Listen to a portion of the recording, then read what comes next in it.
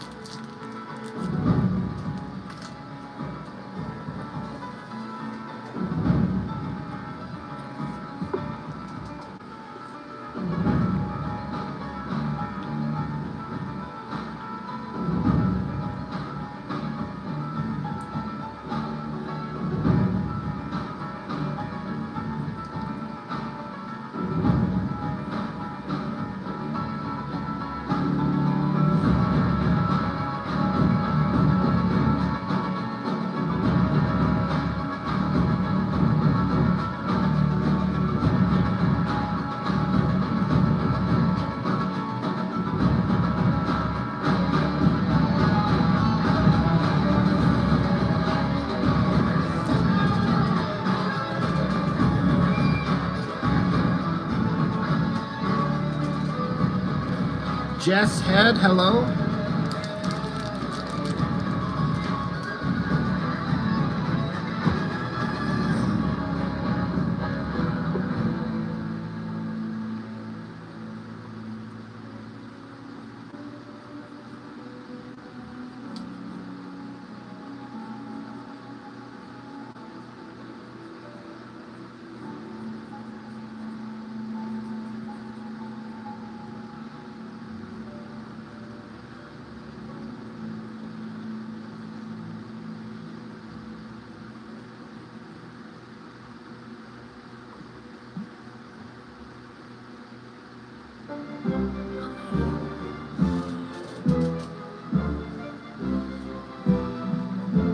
Team Blood Force?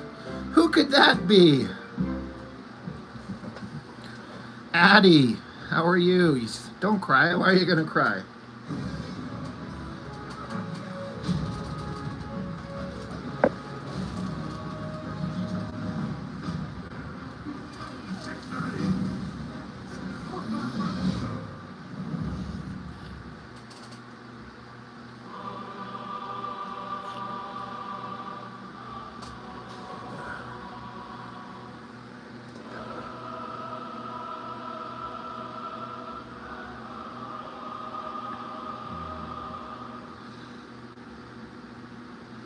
Mr. Blood Force, you got more energy than I could ever stand to dedicate towards even doing anything with like the Inktober thing. Um, Boy, I've never been interested in trying to do that, and I saw you posted up a couple of them. You're a dedicated man.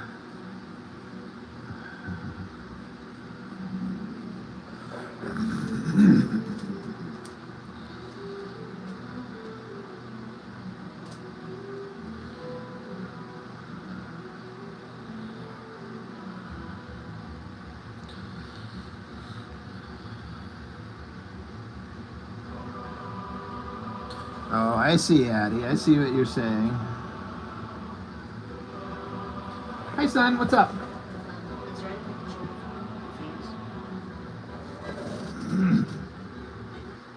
Hold on, everybody.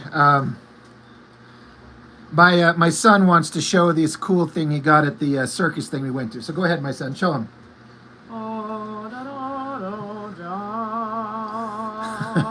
It's a spinny, glowy something or other, right? Yeah, and also it has this on the bottom. That's awesome. I didn't even know about that part. So yeah, I just wanted to let you guys know. And also, it doesn't stay like this. You can do this. So yeah, I just wanted to show you guys. It's really cool, my son. Thank you for sharing. So yeah, rock and stone, baby. Mitch, you're out of work at the moment, so you've got some time on your hands. Yeah, I suppose if that were the case, I can understand it, but I'm like, ugh.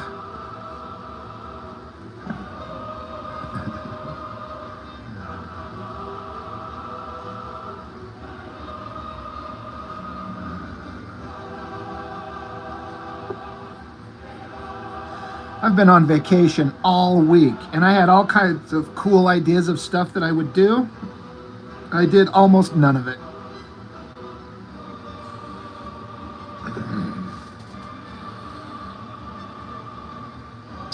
Yeah, that makes sense, Mitch. Got to keep the presence out there. Yeah.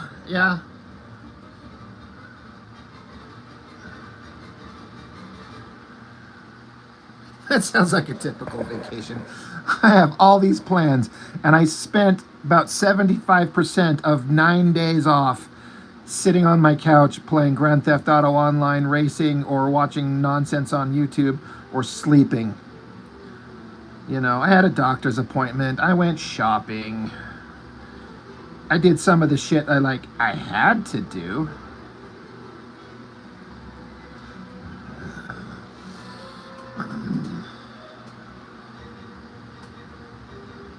Yeah, it sounds like, I mean, part of me feels like I should be disgusted with myself, and then the other part of me is like, you know what?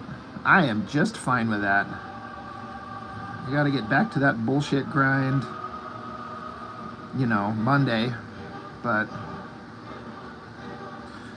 Hey, Mitch, I was asking on your stream the other day, and I think you might have just missed it, but are you going to be offering up any original art on your Kickstarter thing when that goes, like any pages from your book, or are you like me and incredibly it's hard to let stuff go? You know, there's random sketches and doodles that I don't mind parting with, but certain things I do, I'm like, I want to keep this, but then I don't know why. So I was wondering if you if that's any kind of like reward tier or something like that.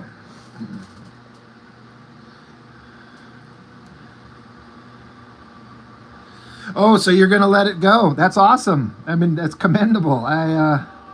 Because I'm also kind of, I mean, I'm sure it probably goes without saying, like, I'm gonna be doing one of my own, and I'm kind of looking at how other people are doing theirs, and I am, of course, kind of paying attention to, you know, how you're approaching yours.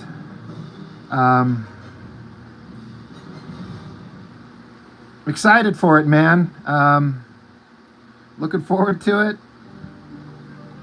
Hoping it goes really well for you. And like I said, I'm happy to pimp the shit out of it all the time on my channel if you're interested. Like, I don't want to be like stepping on any toes or anything like that, but I'll be happy to like shout it out when the time comes. You could redraw it if you ever need it again. You're wild, man. I even stuff I don't like, I'm like, I don't want to let it go, but I'm bad that way. Jack Attack, how's it going? Yeah, Mitch. You know, when the time comes, let me know how or what I can do. Like, you know, I've told you, but I want to see it successful. As much as I'd want to see any of mine, you know, or the one I'm going to do, I'm on board with it big time.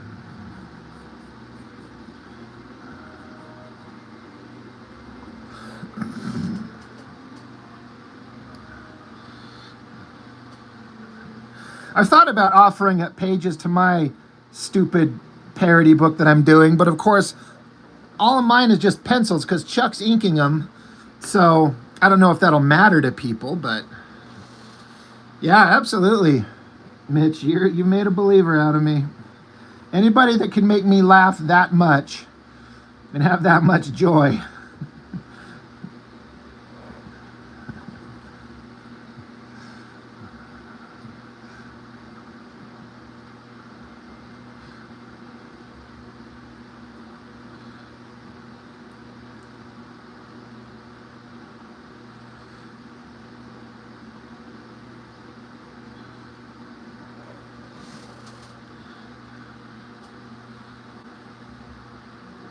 You have that hoarder impulse too, but it's more important to make the campaign go.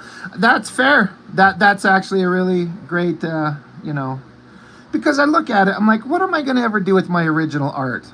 Like, it's just going to sit on a shelf for all time until I die, and then my kids will pack it away in a storage shed, and then let it sit there.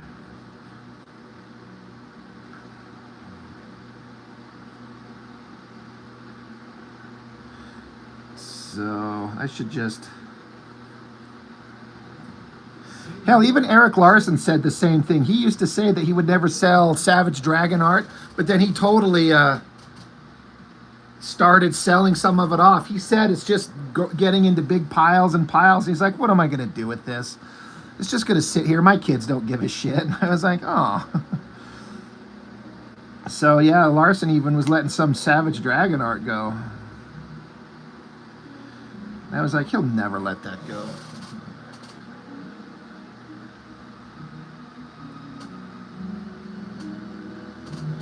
Yeah, I hear you on that, Mitch. But for me, he's probably the same for you, and at least in a way, but I look at it as like a time capsule of a time in my life that was interesting and important or has some specific relevance to my time with this particular project. And I guess I just get worried that I may not particularly care about it now, but if things go well, I might wish that I'd held on to it. But that's also probably a stupid mindset.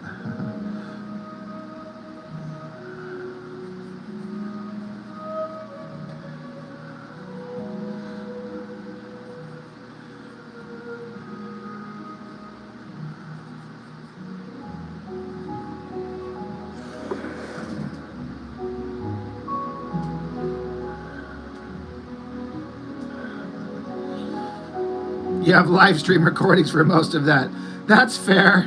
That's fair. Egg test tube. Most of your original artwork will only be valuable if you let it go to the people who value it. That's also very true. To just let it go to people who want it.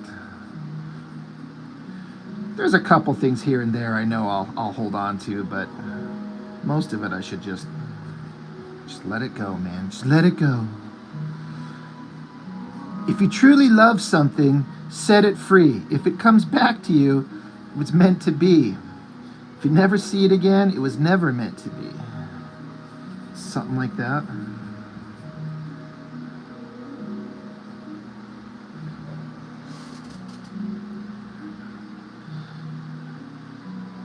Yeah, I gotta save the few special pieces. Yeah.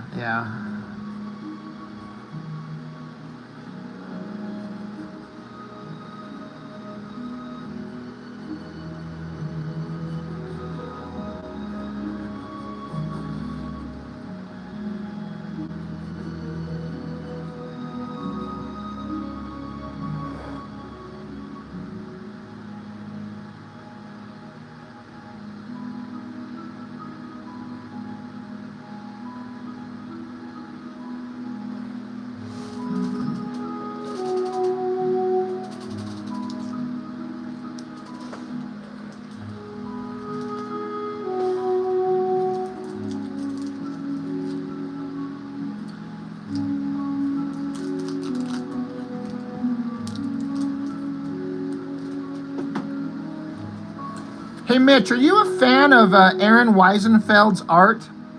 You know, Team 7 and the Deathblow Wolverine?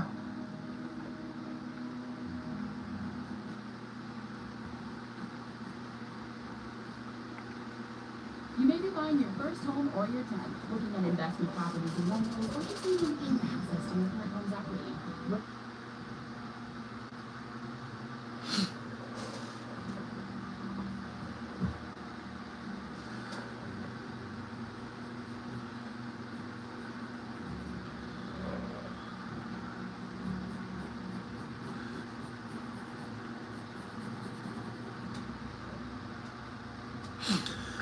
If you're interested in his art on the Team 7 stuff, and I personally, like, I love that stuff, but I also kind of like that minimalistic style he kind of adopted for the Deathblow Wolverine. But I don't know if you've seen, Mitch, I've done a video on that kind of fan-made artist edition for Nick Manabat. I don't know if you ever saw that. But there's this group on Facebook, and if I remember correctly, Mitch, you're not on Facebook, or at least you don't really utilize it, because I think I sent your Facebook page a friend request, but I think I remember you saying that you don't really use it. But anyway, those guys who made that Nick Manabat book, they were working on a Whilce Portacio one, and for some reason it bottomed out, and I guess Portacio was going to be involved, and now he's not. But now they've got direct, specific contact with Aaron Weisenfeld himself, and he's held on to, I guess, a huge chunk of his artwork. So they're working on one of those like unique one-off fan-made artist editions, and you can sign up to be interested in getting a copy if that's something that interests you. I just wanted to mention it because when I put up that Nick Manabat one, that video that I did, I had a lot of people hitting me up going, where did you get this? If I would have known about this, I would have totally got it. So, and the more people involved, the cheaper the books ultimately end up being for everybody interested. Oh, did you accept it a couple days ago? Shit. You know what, Mitch? I'm using my actual good phone to live stream right now. I can't check. It's if you're on Facebook, just search up. It's like a Wildstorm group. I bet if you just do a search for like Wildstorm fans, something like that. But you can basically go on there and put your name on a list of people who want it. And when they're curating all the artwork right now. Yeah, the Manabat one. And it's like, they'll never let you, they're not going to print it again. And they said that to the people who get them, they said, you're not allowed to sell these. This is supposed to be a unique one-off for these few fans. And they're like, if we find out that you've sold this specific book, we can't stop you, but you'll never be involved or be allowed to buy another one if they do it again. So anyway, just as an FYI, if you're interested in this Aaron Weisenfeld one, because again, they've got direct contact with him, and I guess they've got some interviews lined up with him, which I am extremely interested in, to kind of hear his thoughts on his time at Wildstorm and what he did and blah blah blah blah blah blah blah.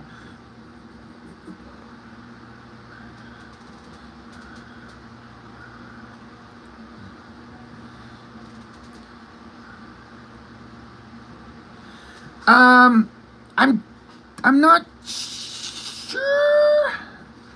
I don't want to say that CGC is exactly it. Again, I'm sorry, I can't look because usually I use my old busted ass phone to live stream with, but it's been giving me a lot of problems with, so I'm using my good one, so I can't check. I'll message you later. I will definitely point you in the right direction. And also, Mitch, along those same lines, I was sharing that information with old Chuck Gibson, And he said, like, Rob, you should mention to them that they should hit up Richard Bennett. Because Chuck says, because Chuck used to work around Richard Bennett and he used to talk to him. And he said that Richard Bennett never sold any of his original artwork. So he probably still has it all. And he's like, I bet they could make a killing doing a Richard Bennett one. And so I was like, that's a good idea. So I sent the guy who kind of spearheads that thing. Oh, wait, I might have a way to look it up. There's a guy named David Kopecki. Anyway, I know I'm rambling on here. But, so I mentioned to this guy who's running the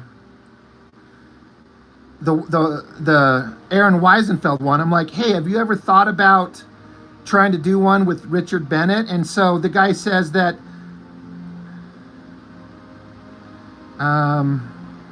yeah. Anyway, if you look up this name, Mitch, if you're there, that David Kopecki, that's a guy. If you find a guy who runs a Facebook page with that name, you're in the right place. Yeah, Chuck was saying he has photocopies of brass original pages. Yeah, totally. But, so that David guy said that he hit up Richard Bennett, and I guess, and he said that Richard Bennett dumped all his art on Heritage just last year, so he doesn't have any more art left. So I mentioned that to Chuck, and Chuck was like, no, bullshit, I just talked to Richard Bennett. So Chuck hit up Richard Bennett and said, hey, these guys are making this thing. Would you be interested? And apparently, according to Chuck, Richard Bennett says, yes, he would be absolutely interested. So Chuck was reaching out to this David guy. And so if everything kind of lines up, there might be a Richard Bennett like artifact edition, the same way like that Nick Manabat, in theory, this Aaron Weisenfeld one. So, and I would be, I mean, I want to see both, but I'm a little bit more interested in the Richard Bennett one, with all that crazy line work and the screen tones and all that stuff. So maybe if it plays out, we'll get some lucky, you know. You would be all over a Richard Bennett book, yeah, right? Me too, dude.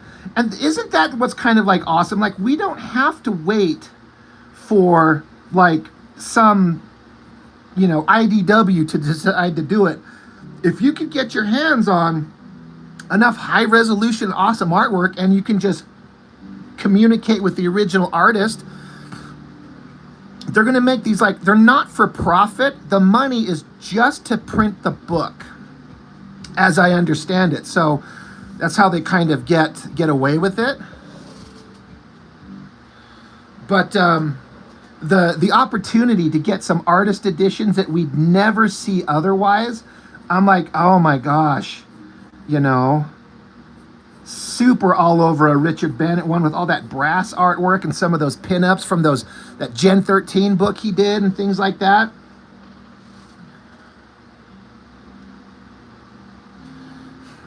So anyway, I just want to put it out there to people who I know probably are interested in this stuff, and make sure people know so they can get the opportunity to snag one. Because when would we ever get an Aaron Weisenfeld artist edition? He's not a name that's popular enough to have like IDW want to hit him up and be like, hey, dude, you know, now that you've moved on to fine art, you haven't drawn comics in decades. But those of us nerds who know, we're like, hell yes, please.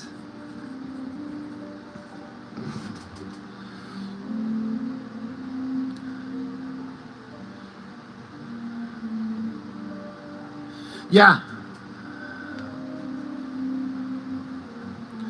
Yeah, you're right, Mitch. What, like, again, the market for it is only going to be us guys who are like artists and fans of the work from back when he was doing it. And I did review the brass comics. I did all of them in one video because I'm like, this story was super not interesting. And so I'm not going to dedicate 4 separate videos. So I just flipped through all 4. just to kind of marvel at the art. And good Lord. So yeah, anyway.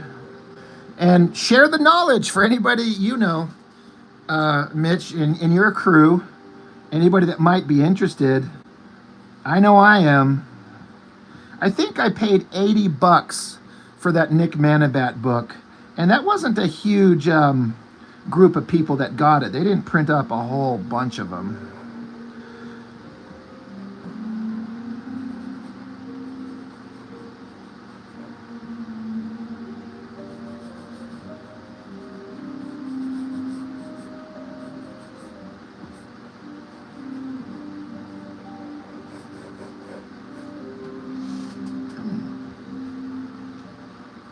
Yeah, there's no story. Well, certainly a lot of words. We can give it that much, right? But beyond that, it's like, what is this? And I feel bad. I don't know if you ever feel this way, Mitch, because I know we're kind of similar in that we'll say, like, the story in this thing sucks. But I'm like, I honestly feel like these guys are probably trying to do the best they can to tell the best story that they can. And it's like, I don't want to, like, shit on them for when they're really trying, you know, but I feel like the only way to do these video reviews is to be honest. I'm not looking to kiss anybody's ass, which I've had some people suggest that I should do. Like, you should be so harsh, man. Some of these guys might hear this. I'm like, I don't care. I'm not talking about the human being. I'm talking about the work.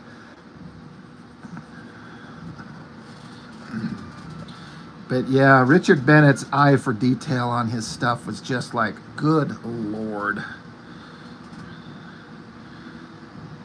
Brass feels like an excuse to have a really cool portfolio of pages.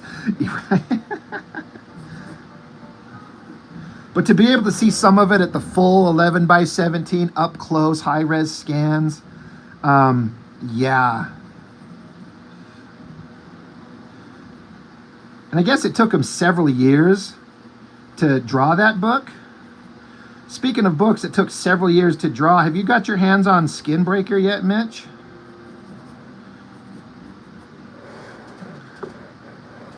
Yeah, I hope Liefeld's watching. He can suck my left nut. Boy, I got to tell you, that Cedric Nocon is not a big fan. Mitch, I should show you some of the stuff he mentioned. He's got some stories about Liefeld, like, holy shit, dude.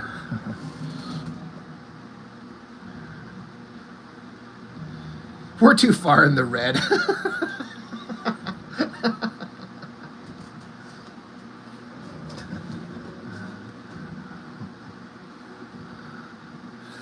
All right. Metallic texture, naked babe.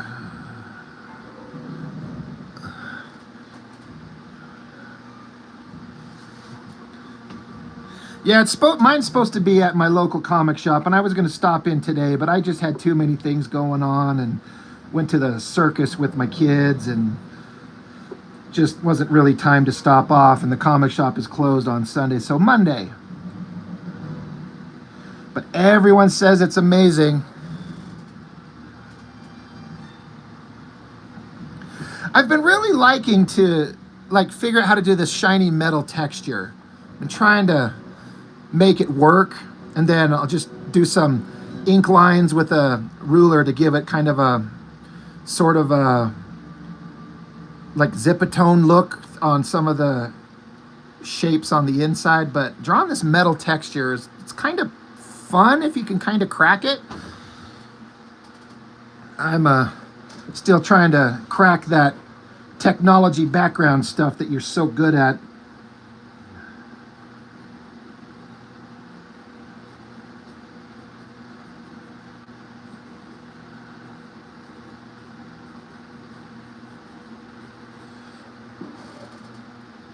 Ron Lim makes it look easy. He does.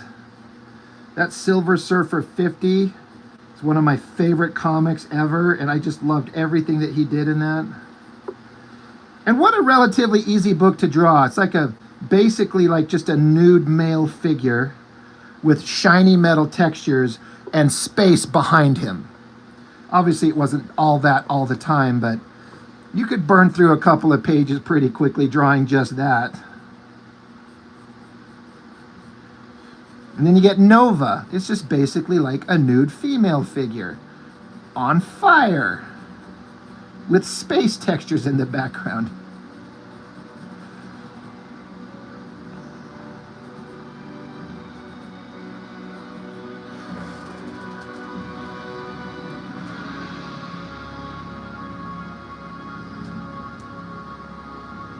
I don't know, Mitch. I mean, I get what you're saying. Like, you probably have an idea in your head of what you want it to look like, and it probably never exactly looks right. But I literally was staring at the stuff you were doing, especially on that recent page.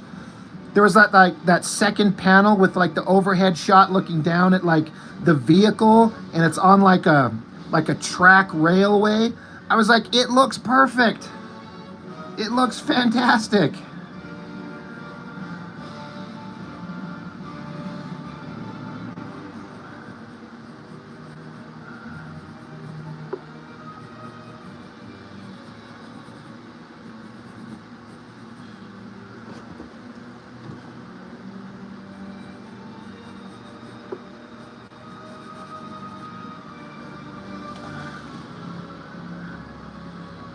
Yeah, you knew I was gonna like it. Yeah, 100%, dude. I kept staring at it when you were drawing it.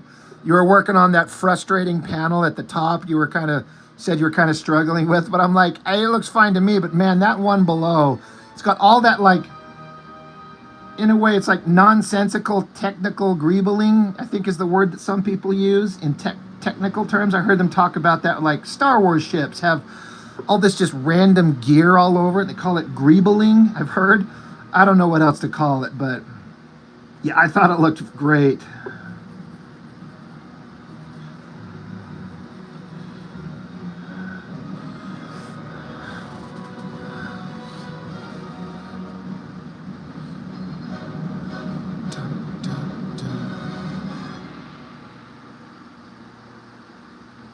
Yeah, I caught that from somebody else, and I think it's a term that's used. I can't define it, but I know exactly what it is, what it means when somebody says it. I'm like, oh yeah, I know what they mean.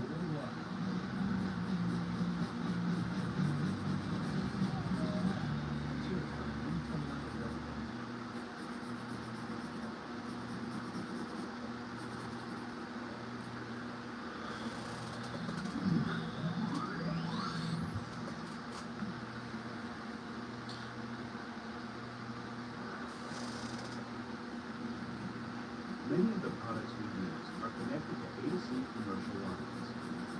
However, commercial lines don't necessarily deliver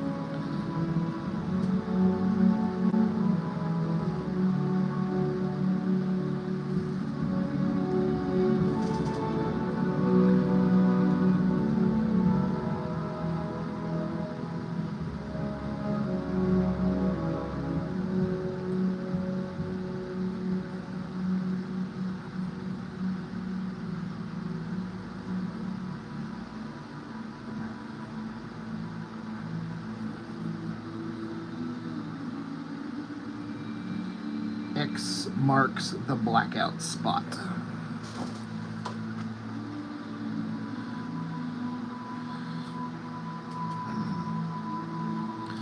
Mr. Mark Domowitz, my boy, my man.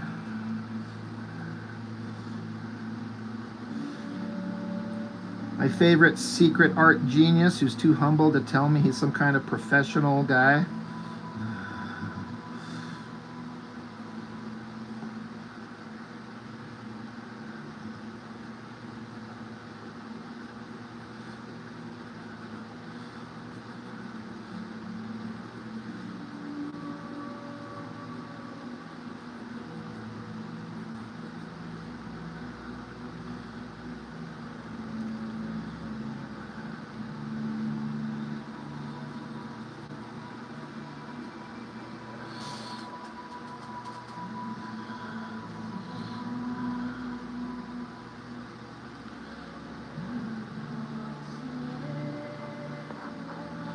Nate, what's up?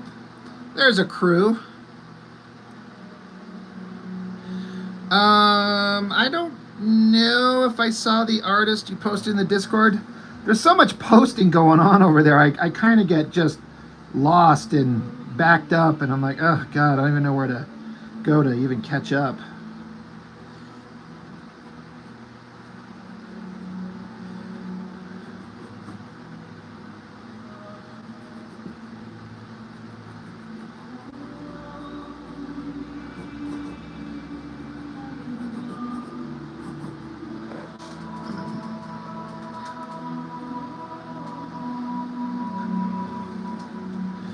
I am surrounded by greatness. Like, no joke, all of you guys, like, inspire me and also make me feel like I gotta work a lot harder. I gotta get better at this shit. Everyone's making me look bad. And I do that plenty fine on my own, don't get me wrong.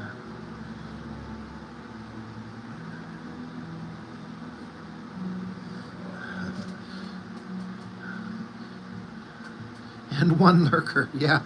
Hey, Mitch, have you ever had anybody come onto one of your pages or leave you a comment that says, like, after you ripped on one of their favorite artists, they come back and look at your stuff and then mock you for daring to, like, I had a guy, like, get all pissy with me, like, you were shitting on Liefeld, and then I saw the stuff you do? Holy shit, you got balls, man, you suck.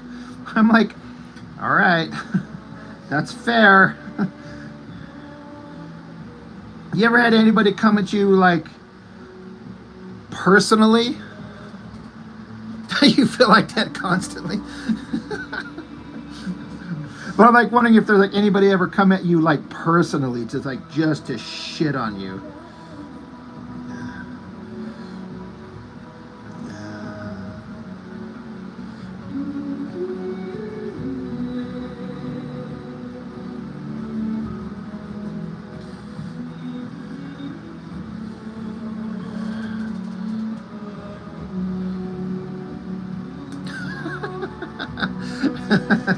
You did bust on some Jim Lee balls on some of that early X-Men stuff, or the X-Men run, like X-Men 4 and 5 and 6 and stuff like that.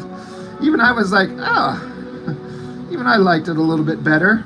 Of course, I couldn't really argue the point you made. But when I look back on it, I'm like, I was just into these as a kid because the artwork was just so dynamic to me, and then I was just so into the X-Men. They were so cool.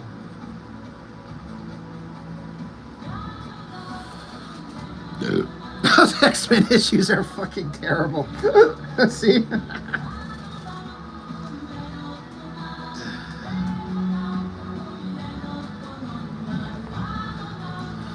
Yeah, I totally get that, Mark. It's like, I don't need to be... Right, yeah, Mark, am I never allowed to complain about my dentist's work since I'm not a dentist? It's like, I can have a chef make me some god-awful food and tell him that it's terrible, it's burnt, and it tastes like ass.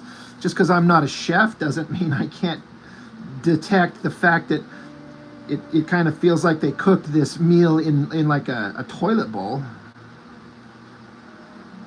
So yeah, Mark, I remember that, but it's enhanced a little bit by the fact that I'm putting myself out there as like, I draw too. You know, it's one thing if you're not an artist and doing their critique, but then some people are like, you draw and you think that you can do better? I'm like, oh, well.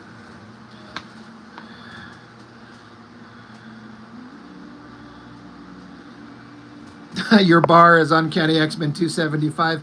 Yeah, for me, the 275, but along with the issue where Rogue goes to the Savage Land and the Wolverine, Captain America, Black Widow issue, to me, those are all kind of like this same era.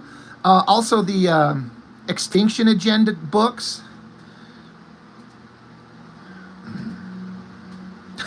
Domowitz is going to go downvote some stuff.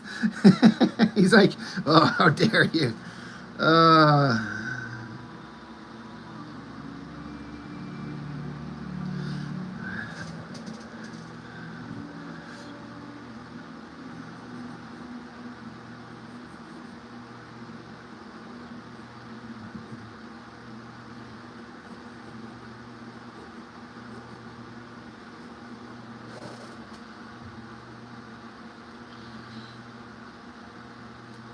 Bring it, Dumbo.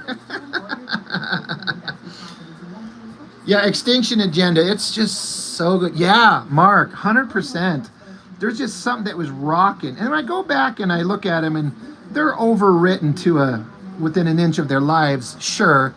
But man, was I into it at the time. But yeah, that Jim Lee art, those early issues of Psylocke, like those 3 issues. Is it 3 or 2? Where they introduce Asian Psylocke. Maybe my favorite Jim Lee stuff. Maybe it's close. Maybe not the best, but it's up there. Yeah. You're coming up on that Jim Lee run soon? Yeah, I've got a pile of... I'm kind of collecting, assembling my Jim Lee Uncanny X-Men run. But then I've got a bunch of like Silvestri ones before it to kind of do. But before that, I want to hit some old classic X-Men, Paul Smith run stuff. And I'm kind of saving some of it. It's like, I know that Jim Lee stuff is like primo content, so I don't want to burn through it too fast. So I kind of save it. The Acts of Vengeance is 3 issues. Yeah.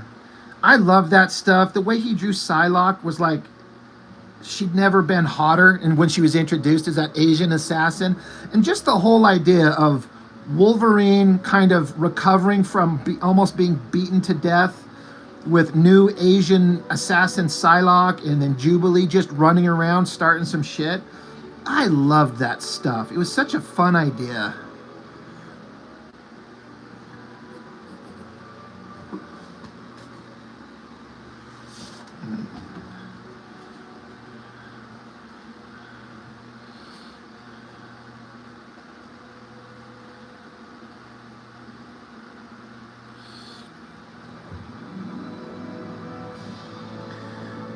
You know, Mitch, now that you mentioned Silvestri and we were talking artist editions, how in the hell in the universe has no one put together a Mark Silvestri artist edition of like his X-Men stuff or his Wolverine stuff? Like, how is that even possible? Like, with all these other ones out there, Silvestri's he's one of the best.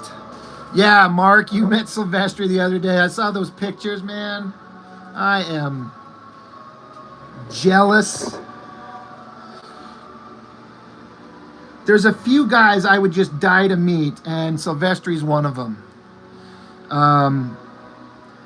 Adam Hughes I would love to meet.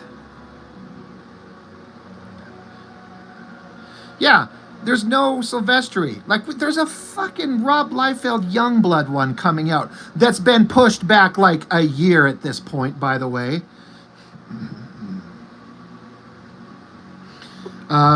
But yeah, Jim Lee's got one, McFarlane's got one, Eric Larson's got a Savage Dragon one. How is there no Silvestri Artist Edition? Again, I would take his image work. I would take his Cyberforce and his Darkness, sure, in the face of nothing else, but primo stuff is Wolverine and X-Men. How do we not get that? The Wolf Master, how do I feel about David Finch versus Mark Silvestri? Honestly, there's almost nobody for me personally that will ever beat Silvestri. Finch is a master. He's fantastic. But, yeah, you'll ask him next time, Mark. I'll have to fly out if you ever got Silvestri coming to a convention again, and I'm going to crash with you, Mark, and so I can go meet him.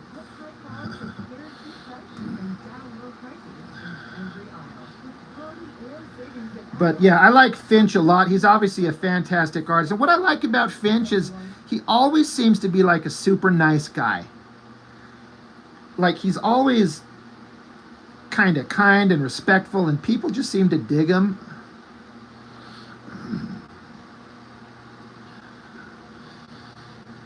McFarlane, Lee, and Liefeld were the big boys. Maybe the other guys don't rake as much. Yeah, I mean, maybe that's exactly it. Maybe it's just that simple. But again, to those of us who know, how damn frustrating is that? Shirao Shimotsuki, you stumbled upon this. Great art, bro. Thank you. Thank you very much. Hey, Mark, how long did you get to chat him up? I imagine if there's a big line, you only get like 5 minutes or something to kind of keep the line moving and stuff. Is that true? Because when I met Jim Lee that one time, there was a limit. You could only bring 2 things to sign, and then they would let you take a picture. They'd had you hand your phone to somebody there. You could sign a thing, and you're like, hey, how you doing? Great to meet you. Thank you, blah, blah, blah. Sign, picture, and move on. You're out of the way, you know? And I get it, because, you know, Jim Lee's time is, you know, he's got shit to do. But was it the same with Silvestri? Was there like a... Oh, okay, you were second in line, and you think you got more time because they hadn't figured out the rhythm yet?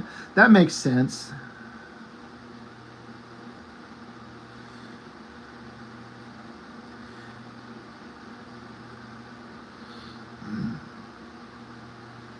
Yeah, smart, right? Just be in line there, get there first, and... Mark, did you take anything for him to sign? I'm sorry if you posted it on the Discord and I missed it. Like, did you bring any comics for him to sign? If so, what did you have him sign? How did that go?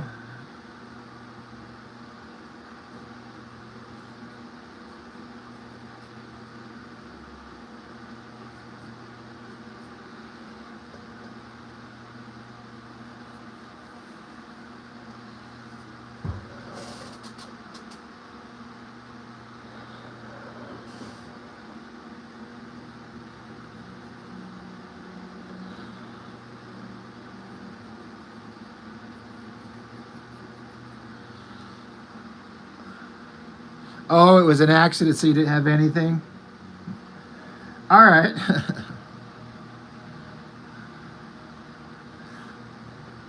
If you could have Silvestri sign anything, what would it be?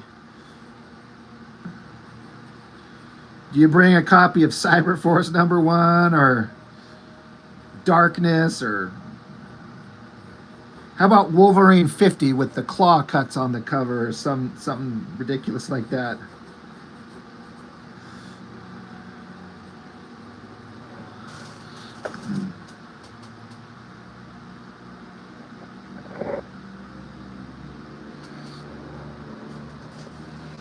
Yeah, what a question. It would definitely be an uncanny book. I get that. Shirao Shimatsuki, how long does my artwork take to make? That's a hard question to answer because there's no one answer. Uncanny X-Men 251, there you go. There's no one answer for how long my artwork takes to make because it depends on what I'm doing and how complicated it is and, you know, how much time. I work relatively quickly.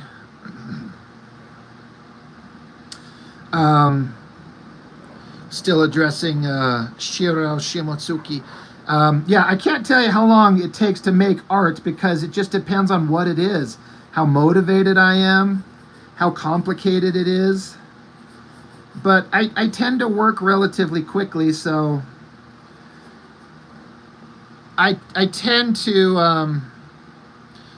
Oh shoot, Team Blood Force, the X Cross, dude, right there. That's the one to have him sign. But anyway, yeah, I tend to work actually quickly, so I could probably get a page a day done if it was like a full-time gig. But it's not. Yeah, the X Cross, Mitch, right there. I don't own that issue, so that would be the Wolverine Brood cover. Is that the one where Wolverine's sitting there like on his knees with the heavy lighting and he's like turning into the lizard thing?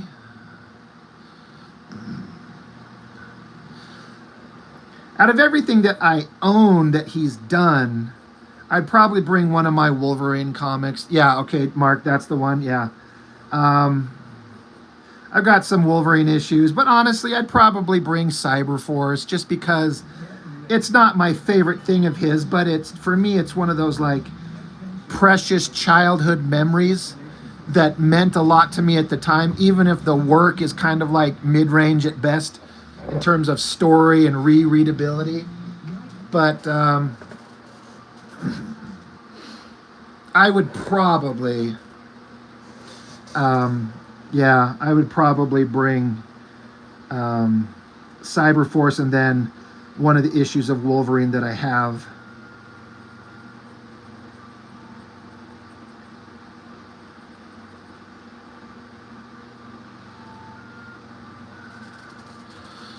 Yeah, same color scheme as the X-Cross.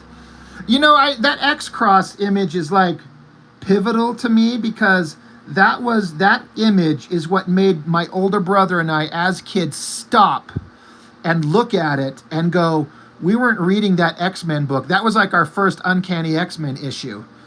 And just Wolverine, because we knew about this Wolverine guy and we'd seen him in like Amazing Spider-Man or something like that. And we'd been reading classic X-Men, like the John Byrne run, but I'm like, he's strung up on this cross. Just the image itself forced me to pick it up. And there was no looking back after that. So that's the power of a cover, right? If it stops you in your tracks and makes you pick it up.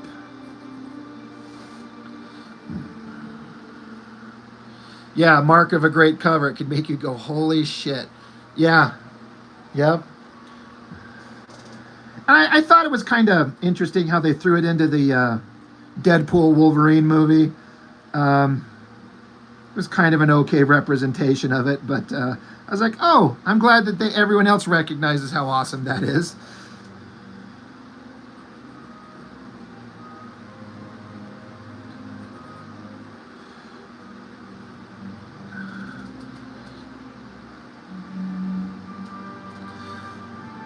You know, I missed the Inferno run. My exposure to the Inferno run is that issue of What If where Wolverine ate a baby. And that carried more horror. They fanboyed properly in the Deadpool Wolverine movie. You know what? I had so much fun at that thing.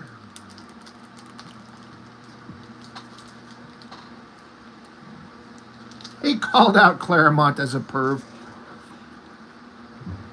So, that was a Claremont design? Like, a request? It's pretty freaking hot.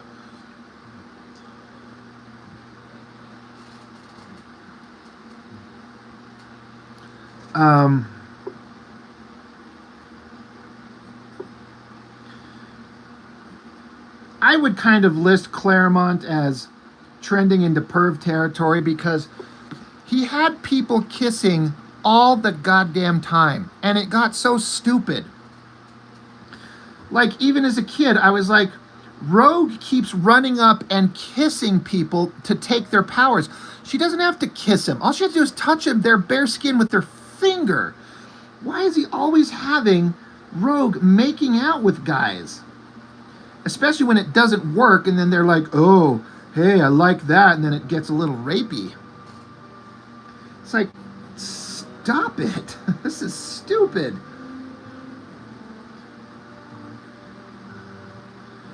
Don't get me wrong, I'd kiss Rogue. Especially if she was played by Alexandria Daddario. She could definitely get it. She would not want it, but she could get it.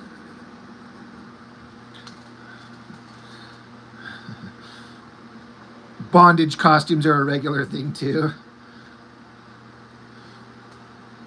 Yeah, I don't think you had to necessarily twist Silvestri's arm. Yeah, I mean, come on. When you see the kind of stuff Silvestri can draw and the poses and angles and outfits he puts on his girl characters, it's like, come on, Silvestri, you draw the hottest girls. Let's not act like you know what sells. You know what horny teenagers want.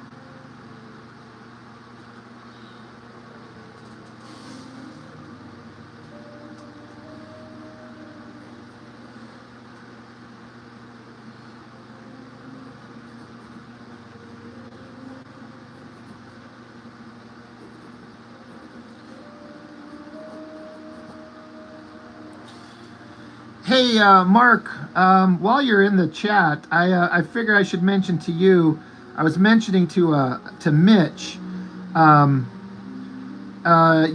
you a fan of Aaron Weisenfeld's art? I assume you know who that is? Guy that used to work for Wildstorm. There's a fan-made artist edition coming out. If you're a fan of his artwork and interested, I'm trying to point everybody towards it just because everyone got mad that they never got that Nick Manabat one.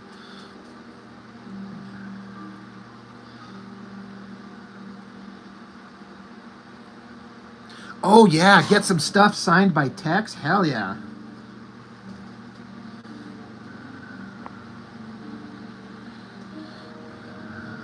Otley's awesome. I've met him a couple times. Tex, that'd be awesome. Why is he drawing comics anymore? Or if he is, I just don't know about it.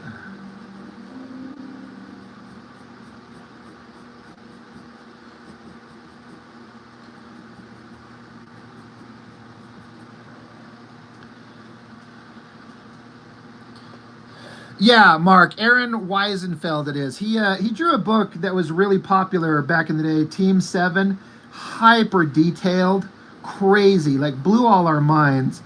I mean, the story was like whatever. And then he did a Death Blow Wolverine crossover. Yeah, I mean, if you don't know who he is, you know, it may not be like a big deal, but I'm trying to just spread the word to everybody.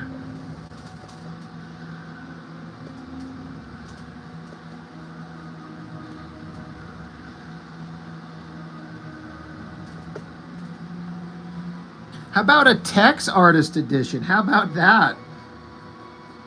You know? Why not a Ghost Rider and Sabretooth run? Oh, why don't we throw in some Union pages? Oh, wait, I'm just kidding. That shit sucks. I'd take a Tex Artist Edition. Of course, I'd take an Artist Edition for almost anybody.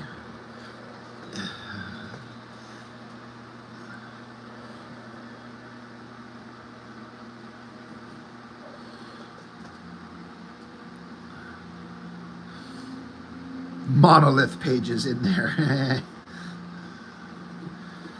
I'm still barking up a Dale Keown. When's my Artist Edition coming out? You know what? I should just make my own goddamn Artist Edition. I should just do it. No one will buy it. I might move 2 or 3 copies, maybe.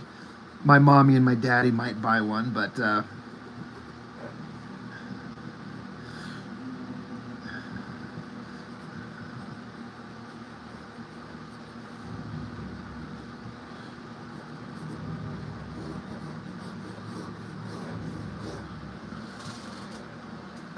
maybe when there's a demand for it, I'd think about it.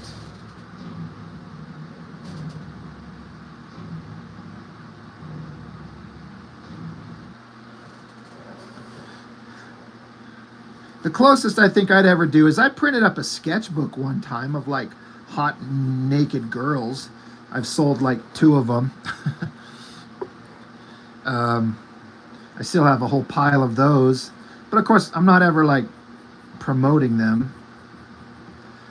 But that's kind of the closest I've ever done, is just gotten some images that I've drawn over the years and just put it together in like a little sketchbook format and had that available. And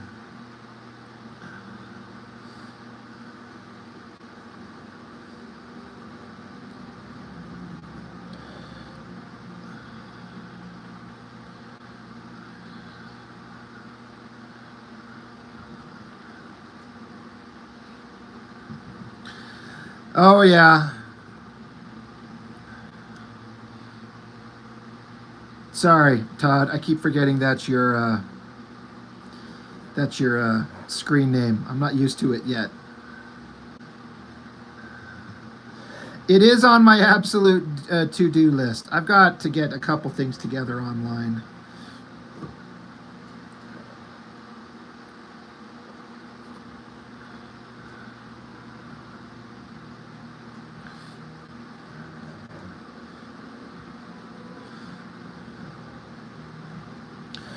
Mitch, you should do a artist or sketchbook. Call it Blood Drippings or something like that. You come up with some really funny blood puns in your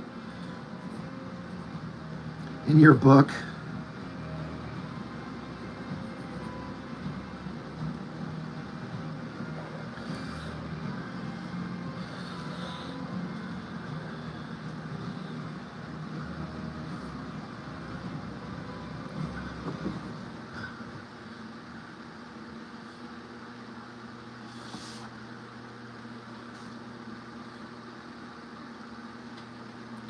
Totally ripping off that Capullo X-Force cover composition here for, obvious reasons. Blood sausage. It comes in a jar. It comes in a jar, and so do I.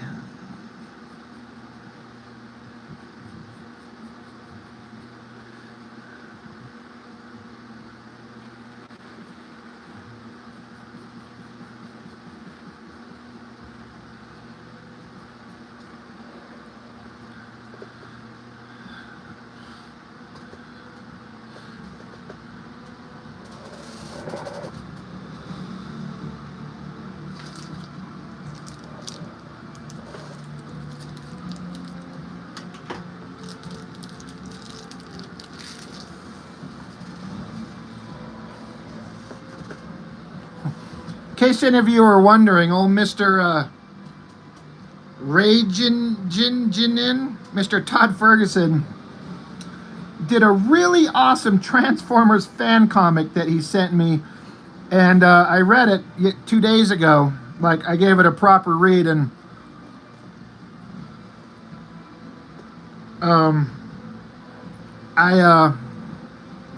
I really enjoyed it. Like, you did the kind of thing I would want to see there, Todd, is like, you filled in story points that were never shown in the Transformers lore from the end of the cartoon to the beginning of the animated movie.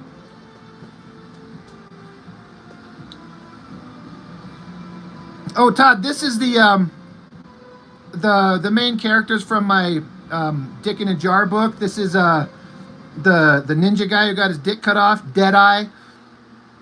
And then this is the Cable ripoff character down here with the mohawk and everything. Commander Max. Yeah, I was reading it, and I was like into it. I was like, oh, all right, I see where he's going. Because yeah, there was a lot of characters that just straight up vanished, and it's like, where'd they go? What happened to these characters?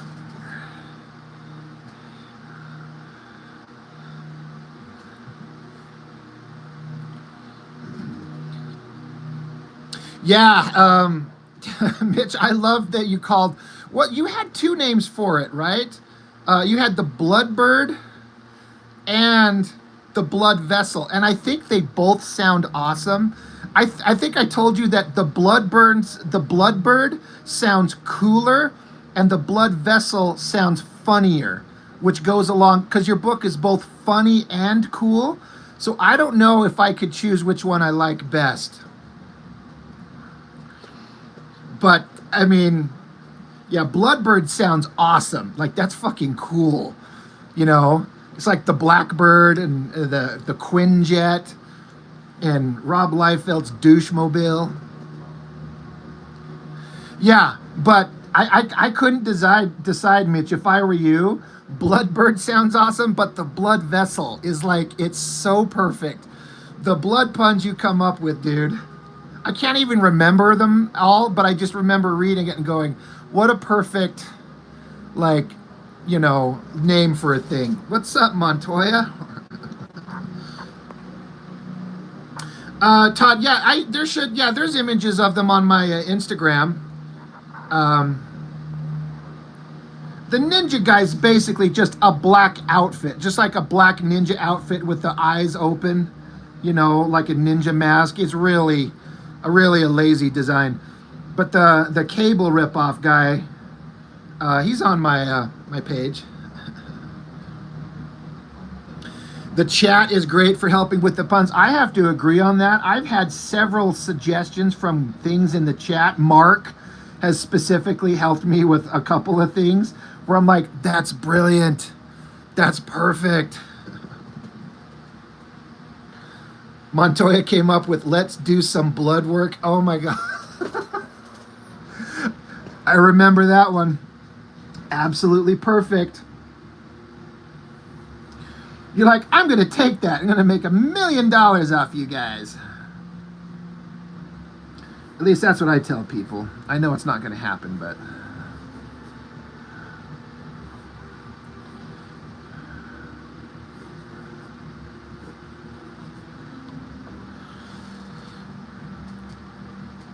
All right, I think I've penciled as much as I need to. Everything else I can just figure out on the inks.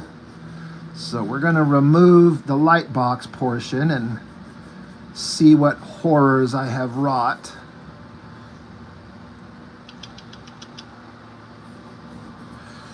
All right. Be gone with him. Overhead light on, light box off. Light box moved out of the way. Nuclear blood vessels in Alameda. In Alameda, that's what I said. Where is Alameda?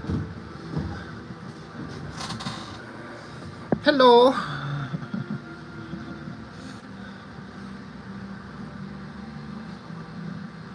Love that movie.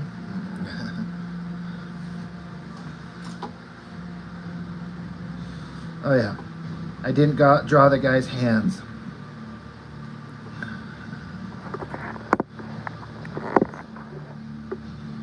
All right, let's separate the Bristol board from the shit paper.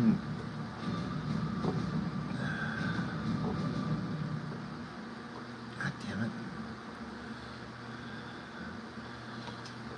it. Angelo Gray, how's it going? Yeah, Montoya, like, I actually love them all. Even the quote-unquote bad ones. Obviously, there are better ones, but to me, it's just all one series of movies that's all about that crew, and I love them all.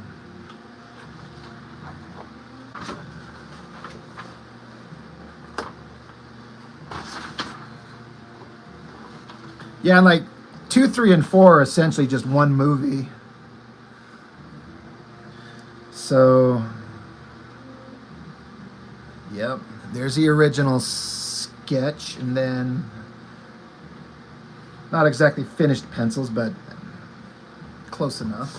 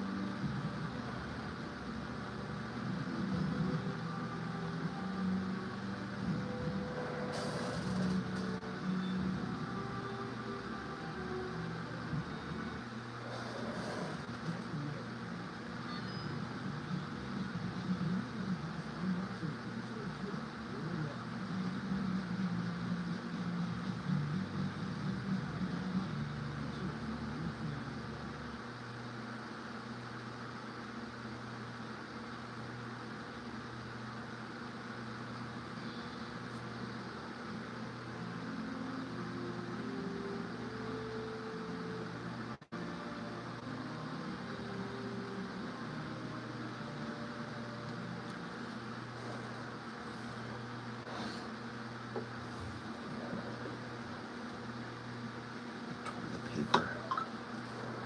Bloop.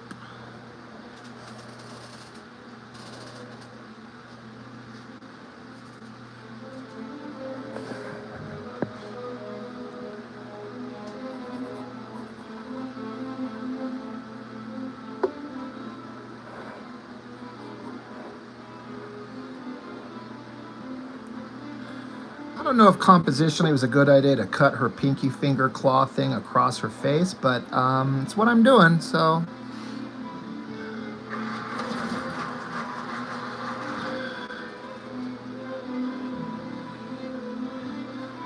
You like Star Trek His Erection? Where the space hippie rubs his bald head?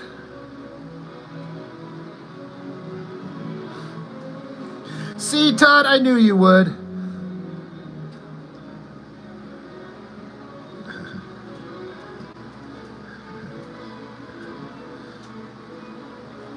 Star Trek, His Erection. Ha, ha, ha.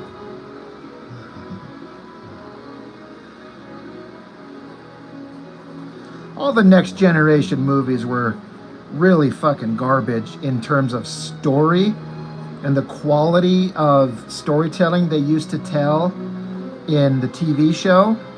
I could name probably about 20 episodes of the TV show that had better stories than any of the movies. The movies just had like Kirk in one, big deal. They blew that opportunity. And they had Borg, which was like, oh, it's Borg. And then the rest of them were like just fails. Big fails.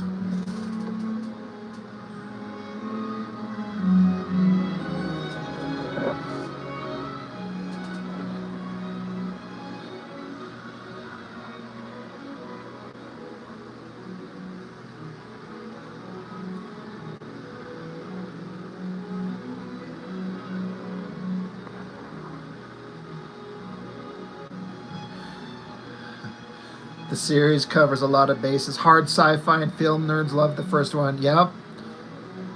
2 is pure theater. 3 is action schlock. 4 is romantic comedy. 5 is god awful, so Montoya loves it. Boom, roasted.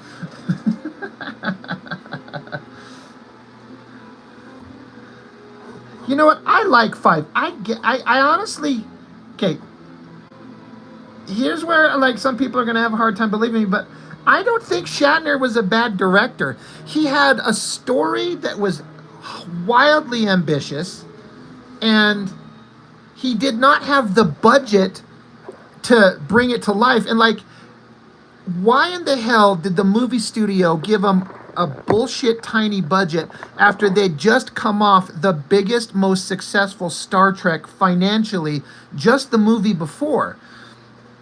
It's like, the studios back then don't think the way they think now. Like, if you have a big, successful movie, like Star Trek 4 was ridiculously successful, you're like, well, then we're going to ride this train, make another one.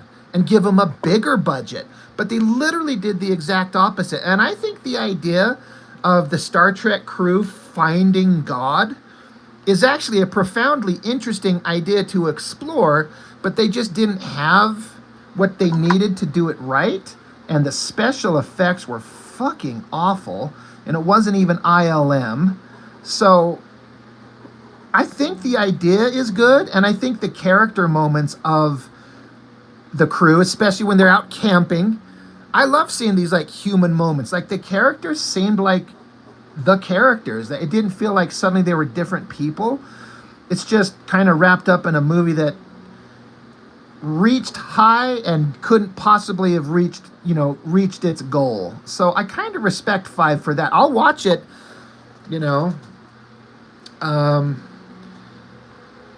but every time I watch the Star Trek movies, I will watch 5. I don't skip it, and I enjoy it for what it is. And you're going to end on like the best ending you could possibly get. Yes, Mitch. Season 3 of Picard. Seasons 1 and 2 are fucking atrocious garbage. I can't stand them. But then suddenly they bring on that Terry Matalas guy who's actually a fan of Star Trek and gave us a good, final, proper movie that felt like these are the characters. And there were some great character moments that were just so well acted. The stuff between Picard and Crusher. Riker and his kind of fucking up his relationship with Troy, getting to see Data resolve a bunch of stuff. Loved it. I loved every moment of it. Yeah, the camping scene is one of the best Star Trek bits ever. Yeah, I agree. And you know what one of my favorite things about Picard season 3 is like I, like an idiot, got into like a debate with some Star Trek asshole online, and we were all talking about what could happen in season 3, and I said, what they could do is they could bring back the Enterprise D. Like the saucer had to be picked up off that planet. They can't leave it there. And so I was like, at bare minimum, pick up the saucer, and I literally said, put it in a museum and have people be able to go visit it, fix it up, and then like just civilians can go visit the saucer section of the famous Enterprise D. And this guy was like, there's no way. You're an absolute idiot. Picard said at the end of Generations that it's not salvageable. You'll never see it again. You're stupid. You're an idiot. And I said, look, I'm not saying it's going to happen, but it could very easily with a few lines of dialogue that says, we picked up the saucer and then fixed it up, and now it's in a museum. It's that simple.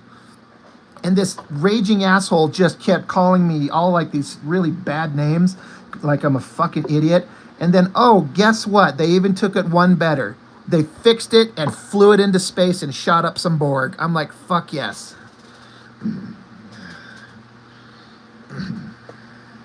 Hey, it's been like 2 years. Spoilers up your ass.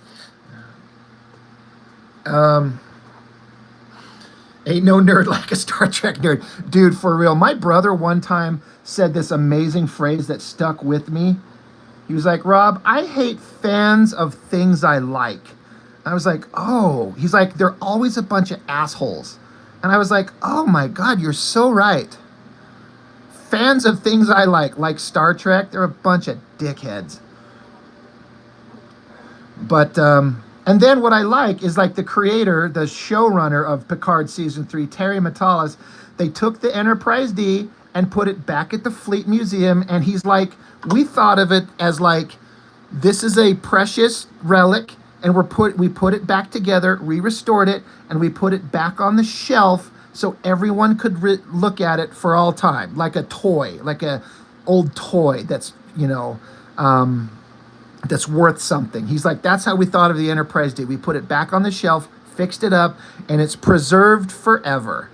I'm like, thank you. Because the idiots making those movies didn't see the ship as something like, the fans actually liked that ship. I was into the Enterprise D. I loved that vehicle. And they just blew it up and crashed it, and they didn't fucking care, and then stick them on another one. So,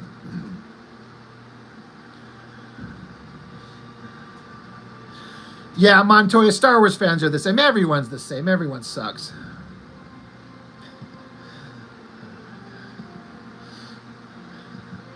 Except Rob with Blood Force. You're not wrong.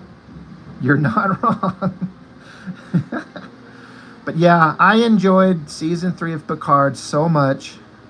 I even like forced my roommate to sit down and watch it. But I'm like, before we watch it, we have to watch the entirety of the Next Generation show, which we did. We watched every Next Generation episode over a span of a couple months, and then we watched Picard season 3, and she was into it.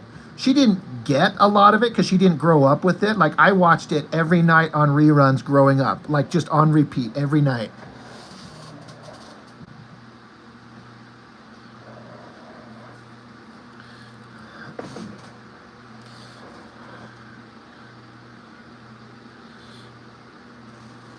Boy, I normally don't suggest skipping a season of anything. Like, I hear a lot of people say, like, yeah, if you want to watch The Next Generation, just go right to season 3. Bullshit. Bullshit. You start at episode 1 and get through those first 2 seasons, and yes, they're not as good as they eventually end up being, but there's tons of great stuff. But man, skip Picard season 1 and 2. They are such garbage. Like, it's an insult.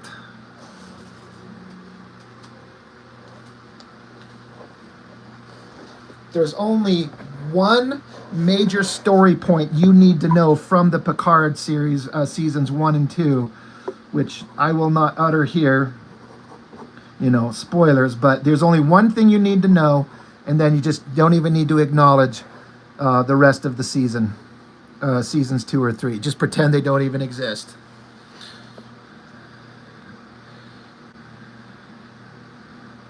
No, Mitch, unfollow. Unfollow. You cannot skip season 1 of TNG.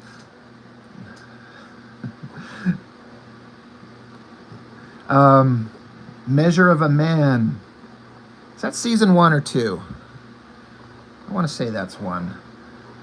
But it gives you a healthy appreciation of when season 3 starts, and then just suddenly it becomes like this whole other show that sort of resembles the schlock you were watching in season 1 and 2, but suddenly it's just so much better. And like there's that episode with like the brain slugs when Picard and Riker shoot the phasers at the guy's head, and it like blows off the skin and then down to his skeleton and explodes it off his head. That was amazing.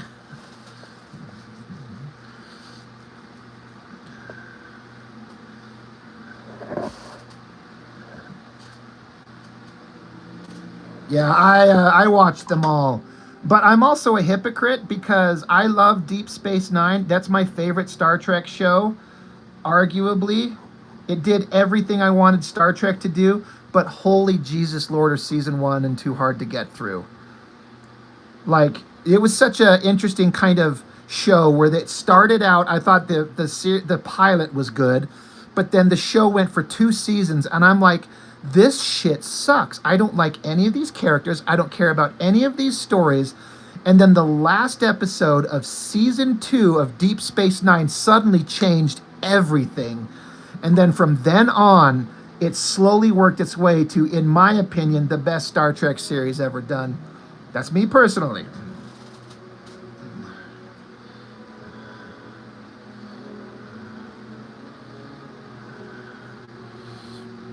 Yeah, Riker being an exchange student on a Klingon ship. That was good. I liked the episode where Yar got killed. I mean, it was brutal. It's like she's there and just in the line of duty, boom. Oh, Team Blood Force. Unfollow, unfriend. She didn't really have the chance to grow as a character, but the way the giant tar shit monster just vaporized her and killed her, just boom, she's dead. That was some brutal stuff.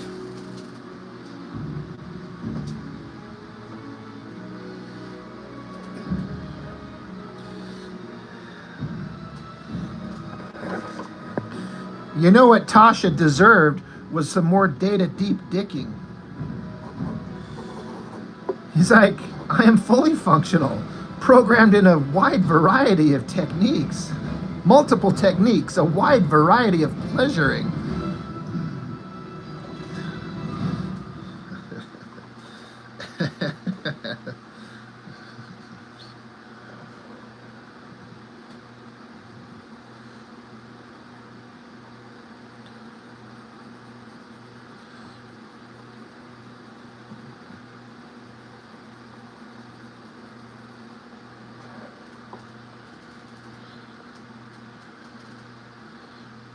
Jesus criminy. What, Mark?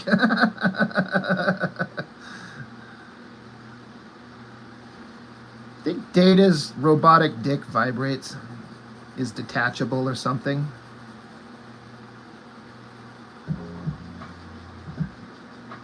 You know, he could go all night like Lumberjack.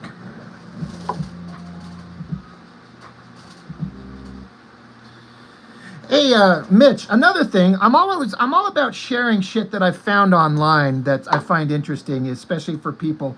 There's this YouTube page that has put together 2 parts of like a fan-made recreation of the Battle of Wolf 359. And the first part came out 2 years ago, and the second part just came out like a week ago. And altogether, it's probably 45 minutes to an hour of like fan recreated CGI starships. And normally fan created stuff makes me cringe, but they did a really good job. They involved like video game storylines. It's really fascinating.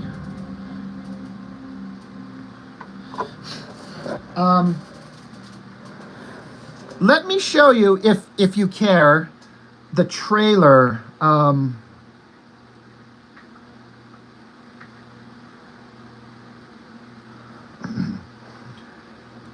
So yeah, 10 days ago, let me find the trailer.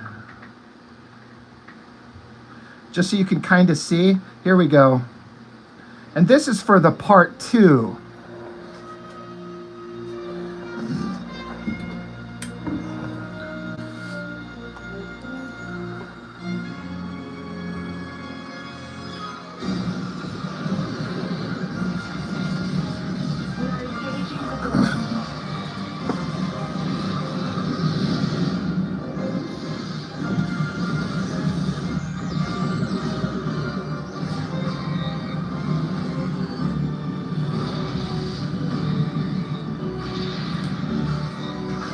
Yeah, there's no AI. It's all CGI created stuff.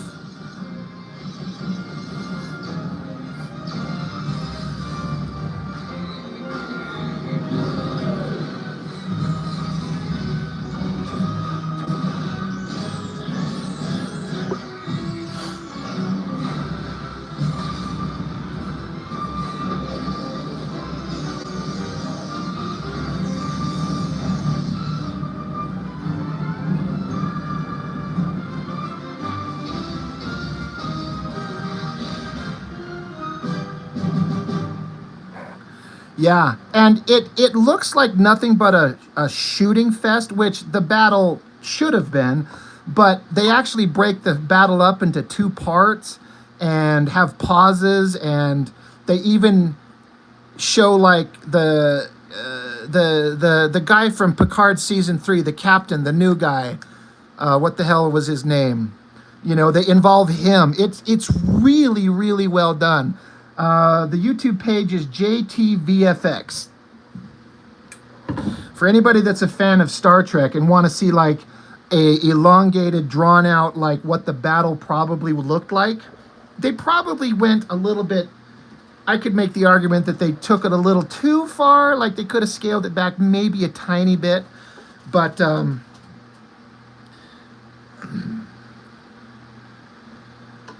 yeah.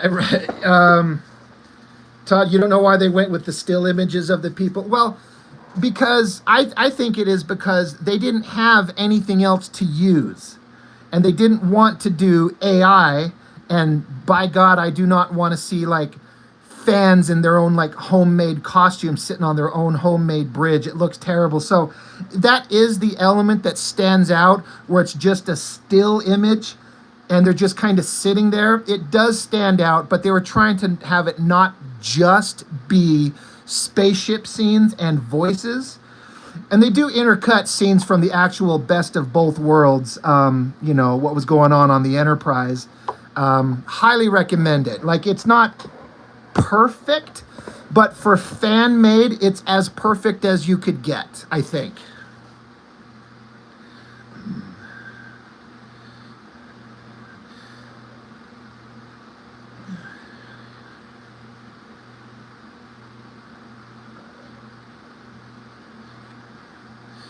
Yeah, Deep Space Nine.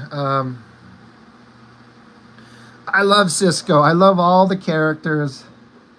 And what I like about Deep Space Nine is, besides the 7 main members of the cast, you have your secondary characters. That's at least 7 characters. So you've got secondary characters. You've got Garrick, Dukat, Damar, Rom, Nog, the Grand Nagus.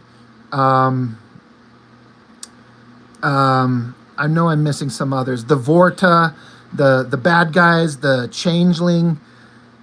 All these secondary characters that are like Martok. There's all these major characters that have like multiple episodes and very deep storylines. So you're not just stuck with the main cast. You've got this whole cast of characters.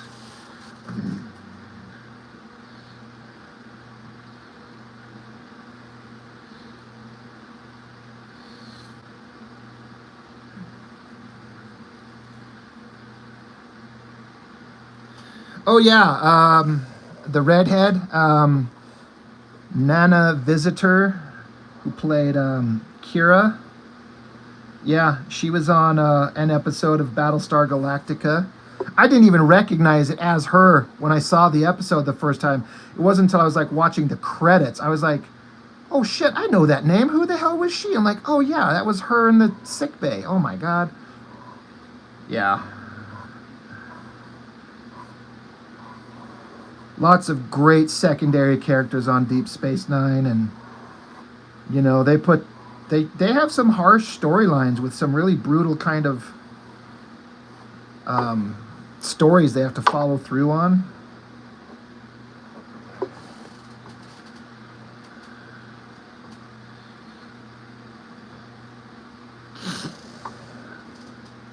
Boy, I couldn't tell you how much I hate Discovery. I gave it like 3 seasons, and I'm like, fuck this show. I am so done with this shit.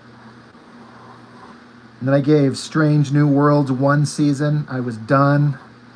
I watched the fucking cartoon, Lower Decks. I gave it 1 full season, and everyone's like, Lower Decks is so funny. I watched the entire season 1, and I didn't laugh once. It's not funny. They think being funny means the voice actors have to yell loud all the time. So over that.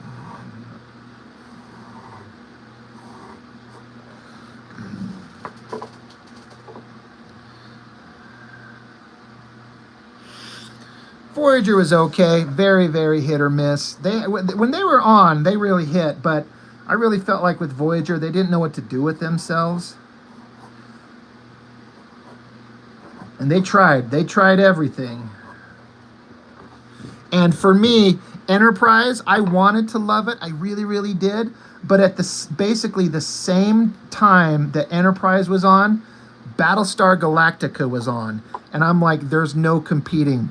Enterprise versus Battlestar Galactica, it's not even close. It made Star Trek look so boring and stale. I'm like, you gotta be kidding me.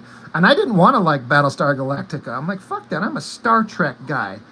But once I got into it, that first couple episodes into season 1, I'm like, yep, I'm hooked.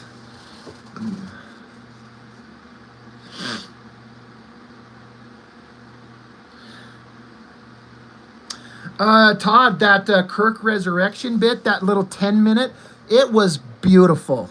It was so perfect. Like just looks on characters' faces and music and images, like Kirk seeing his young self, his future self.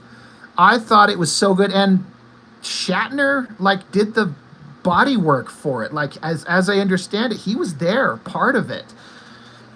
Yeah.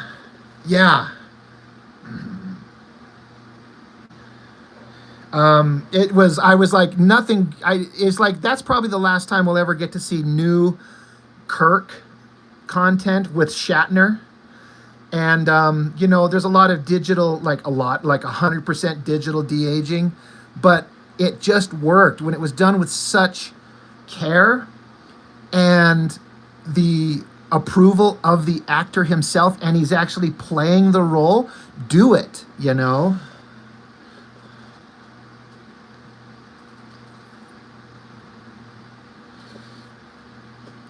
Yeah, that was so good. And the nerd in me wants to see some kind of Deep Space Nine like follow up, like Picard season 3, or even this Trek, the Shatner resurrection thing. Like, I want to see more of those characters, but the chances of that are slim to none.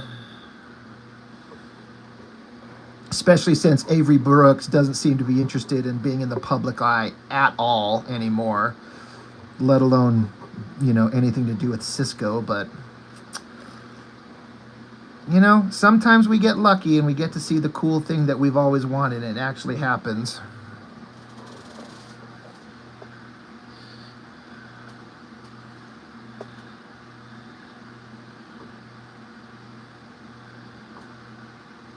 I read that he was on site, Todd, to do some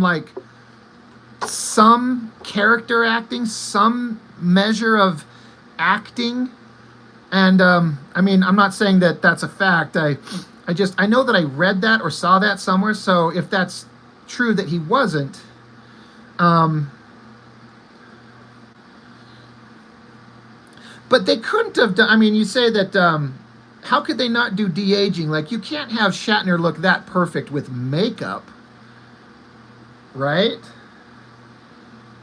There had to have been some kind of, well, okay, so not de-aging, but like they had to put Shatner's youthful computer face on top of the guy, or something. However they did it, however it happened. I thought it was great. Yeah, I haven't even thought to look up a making of. I will, probably before I go to bed tonight.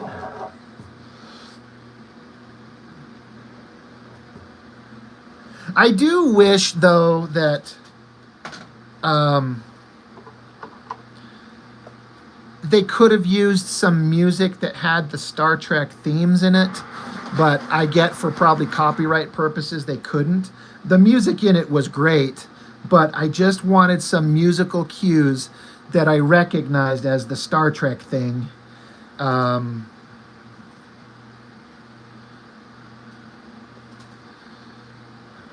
But that's like a minor complaint in a sea of like such good work that they did there. And again, last time we'll ever get to see the Shatner as Kirk that we all kind of, you know, we love the guy for a reason. And he's frickin' 90-something years old. Like, that man's not long for this universe. He was at the local Comic-Con here last week. One of my old buddies, my old roommate, was in line. We couldn't meet up because the only time we could meet up, my old roommate and I, he was in line to go see Shatner's panel. And the guy at 90 years old is still showing up at conventions and meeting fans. Like, big respect.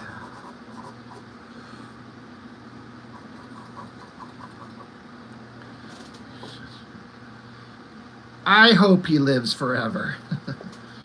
Rogue One was hot garbage. Thank you, Mitch. All right, Mitch, we're refriended and we're refollowing.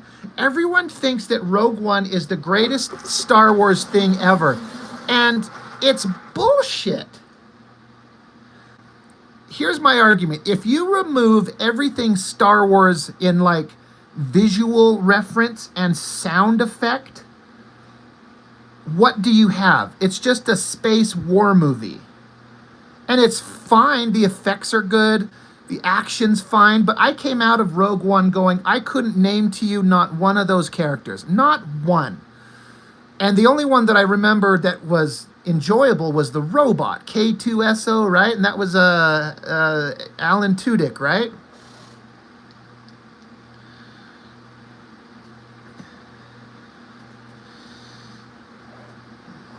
Yeah, Shatner will live forever. You know what, Todd? I think about that all the time. You know, we were talking about how Star Trek 5 is rated like the worst. And I mean, it is, but it's not awful.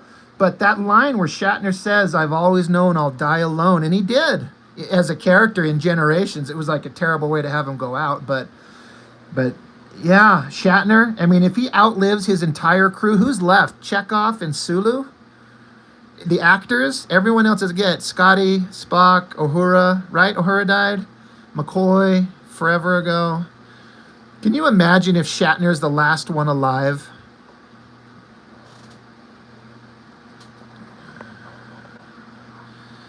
Ice Cream Cat, how's it going?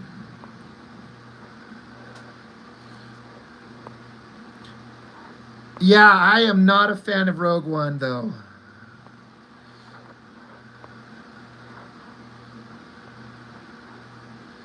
Ice Cream Cat, you gotta chill it out with the spam posting and the Canada flags, or I'll shut you off again like I did yesterday, or the other day, or whatever the hell it was. Except this time I'll make it permanent.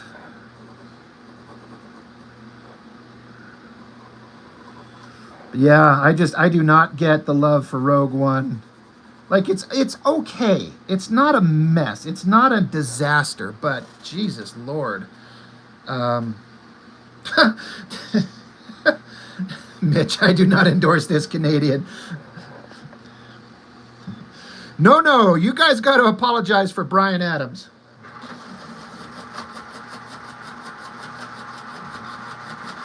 The Canadian government has apologized for Bryan Adams on several occasions.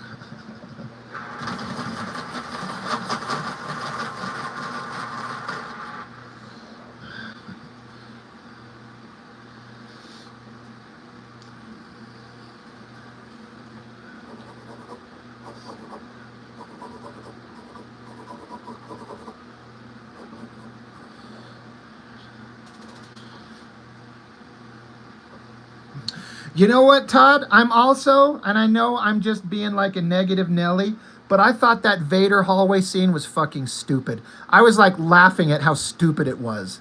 And everyone's like, this is the greatest piece of Star Wars cinema ever made, and the greatest Star Wars movie ever made is this Vader hallway scene. I'm like, it didn't feel like Vader at all. It was too fast, too flashy, too overdone. I watching it in the theater, I'm like, this sucks. It should have been a simple, menacing, like, easy defeat. It shouldn't be a Vader, like, waving his lightsaber around like a badminton bat trying to knock down birdies. I thought it was stupid. And I know everyone loves it, and I'm in the minority, and I'm fine with that. I'll acknowledge that, but not a fan.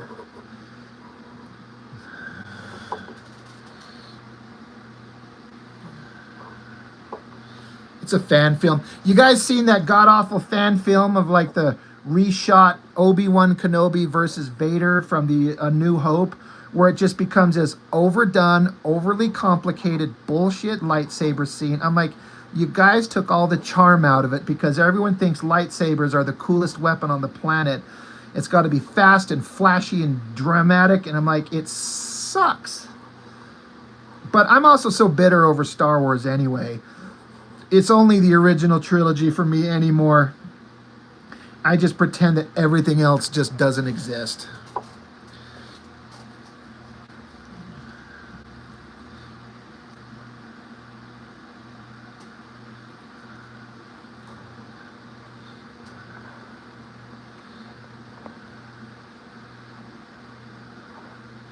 Oh, Todd, so, okay, this is just something I kind of made up on the fly. So the girl's wearing a liquid metal outfit, and it just kind of like, it's like her liquid metal is like oozing onto the ground, like she's kind of forming up from it. It doesn't make any sense why, but I was just kind of doodling it, and this isn't for anything, but it's just like a visual cue that I wanted to try. So it's like her liquid metal is like all on the ground and she's forming up from it. So that's why it's like flowing into the ground. So that's all that is. I know it doesn't make sense. It doesn't even make sense to me.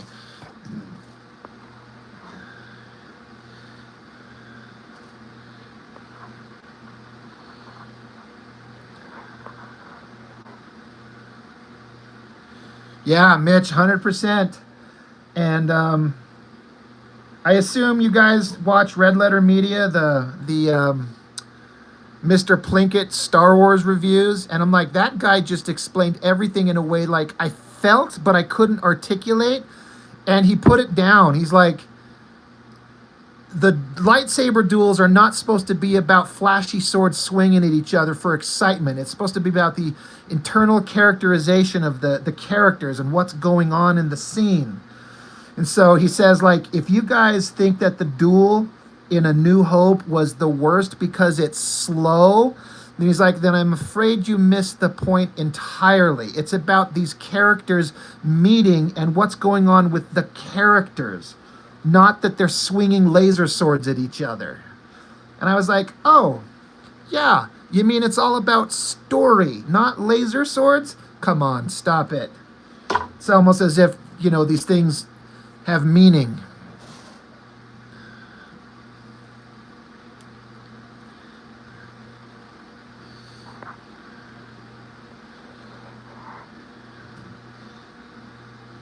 I will admit I do like the Phantom Menace duel between Obi-Wan and Darth Maul.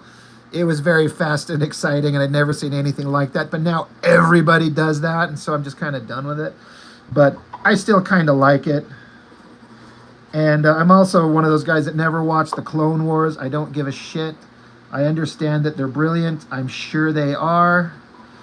I will never watch the Clone Wars because I do not care. I am out of Star Wars. I can't imagine anything that they would like announce as a new Star Wars project that I would ever go see in a theater ever again.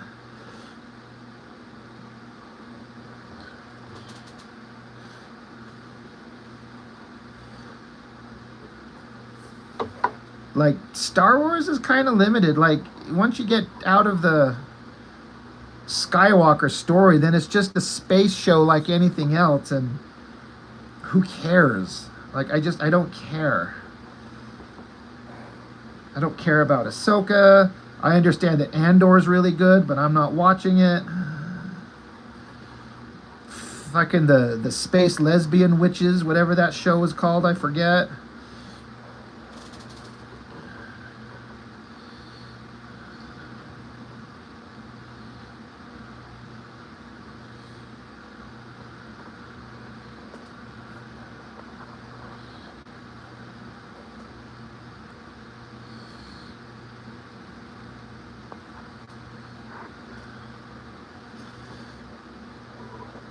What was the name of that awful show? The Lesbian Space Witches? The Power of Many. Power on.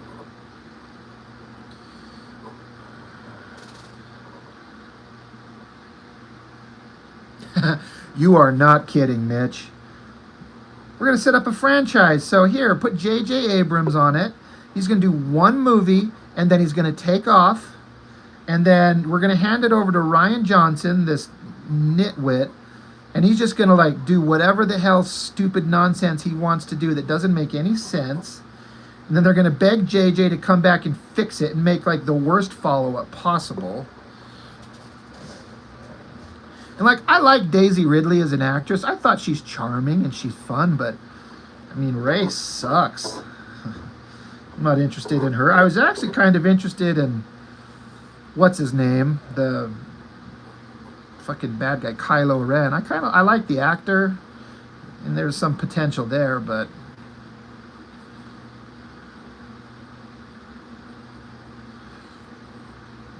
not much.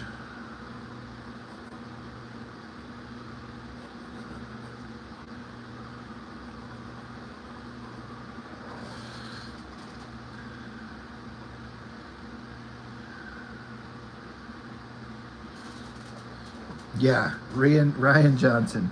Do whatever you want, buddy. I'm sure it'll be great.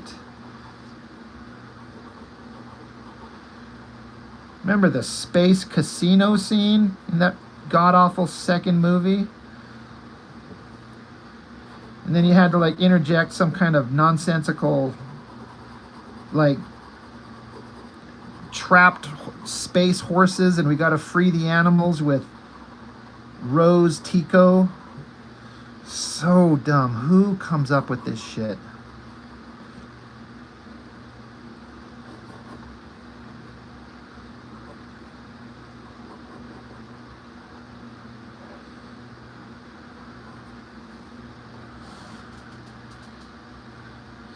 No, Ice Cream Cat, I do not do streams where I take requests. I'm not interested in that. If I'm drawing, I got stuff I need to be doing. Unless someone's request is draw your comics because you got a lot to do, then I'm like, all right, that's a good idea. Request granted. Fucking worst hands I've ever drawn in the world, right there.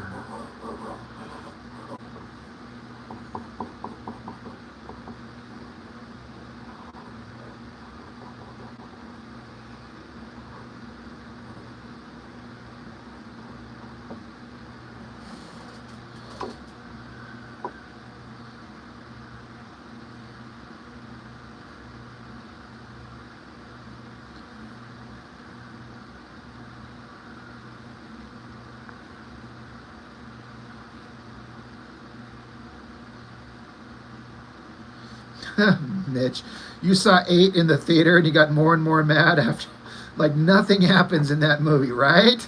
It's just like, this is the worst thing I've ever seen. What the hell is going on? Did everyone lose their mind?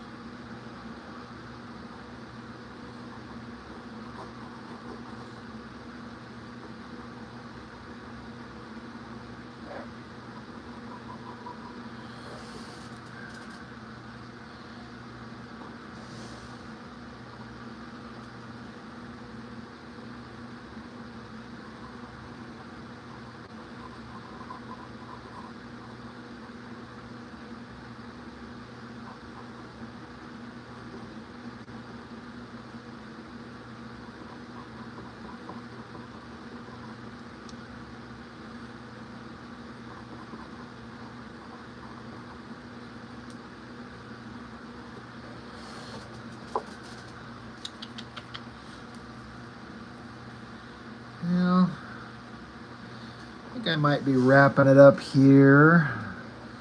I'll save the inks for another, because I kind of wanted to start inking it. I'm kind of excited to start inking all this metal texture, but I don't want to get started if I'm only going to get to do like a small fraction of it. So I'm going to save that for another live stream this next week. But anybody else use a little handheld vibrator to erase things? I wouldn't think that it would be useful, but I actually find it very useful.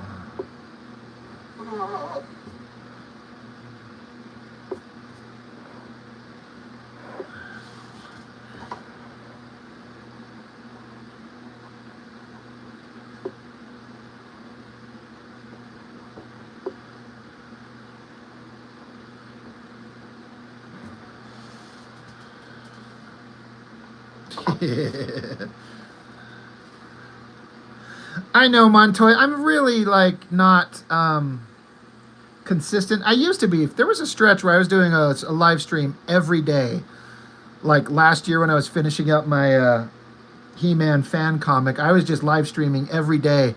It helped me get through it. Now I'm just like all over the place. My my homie Jessica, she's kind of had to drop out of it for a minute. Hopefully we're going to get back to it. But I used to be pretty consistent. Now I'm just like, hey, Saturday at 10 o'clock at night, here I am. And then I don't, so I'm not like Mitch, who does a good thing, has like a set schedule. Like, you know, he typically hits them on this day and this day, roughly at these times. You can kind of expect it. But not my dumbass. I'm just like, I'm going to go draw. I guess I'll turn the live stream on. Why not? Yeah, Mark, we're supposed to be getting back to it, but, you know, she moved back across the country, and her husband's sick and not doing very well. So it's kind of hard to get back together. Yeah, I know, Mark. This is cool, too. It's different. Don't get me wrong. I completely agree. Jessica made it fun. She's like this cute girl, a different energy. and she likes to draw. She's got a great sense of humor. Like, there's a reason I like her. But yeah, she's back in Indiana. She had to move back there to be near family just in case things go south. So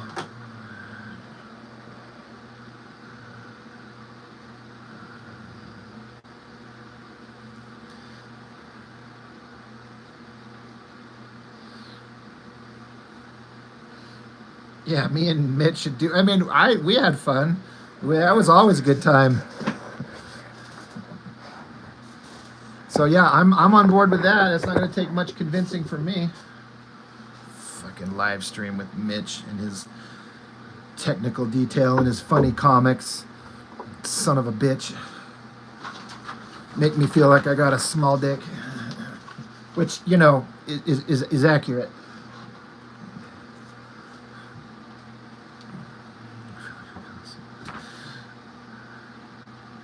Hey, who wants to see future comics coming up on the channel? How about that right there? New Mutants 99. And then some random Transformers fan comic by some badass named Todd Ferguson. Guys, look at this shit. Was it in the other one? Yes. These things are huge. I think Todd put literally every Transformer on the planet in this pinup in the back of this book. It's so good.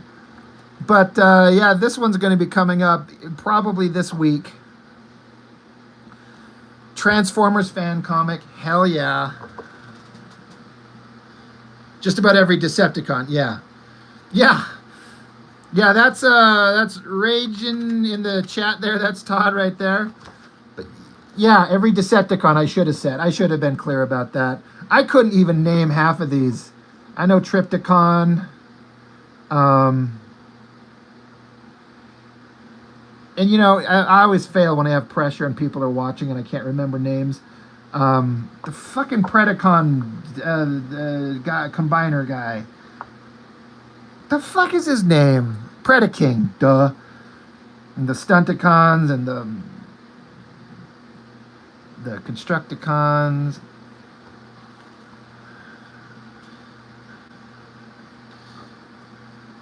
Yeah, how long did it take you to draw this one, Todd?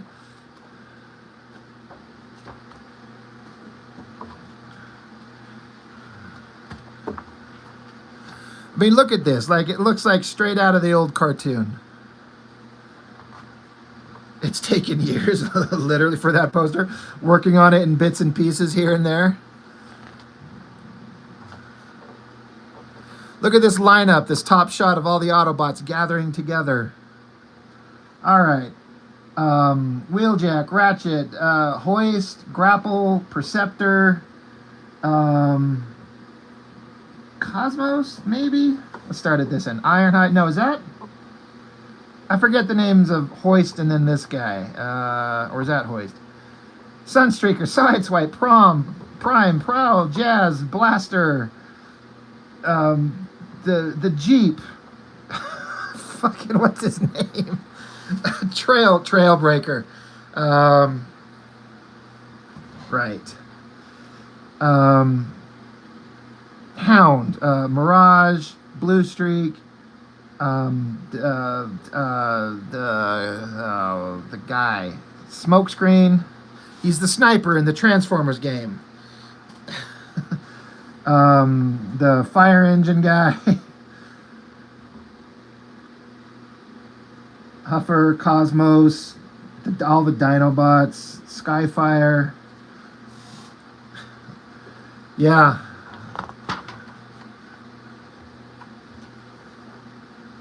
Like, look at this shot of the volcano erupting around the Ark and all the Autobots having to, like, bail out. Like, look at that thing.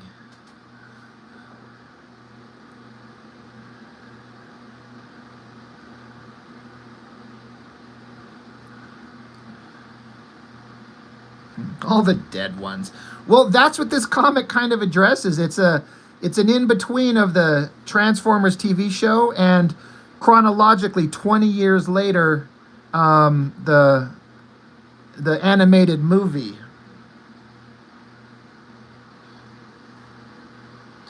Hey Todd, do you ever watch this YouTube channel called Pointless Hub? He has a fantastic, funny breakdown of the Transformers animated movie that if you're into Transformers like this, you will love his videos. Anyway, that's definitely coming up.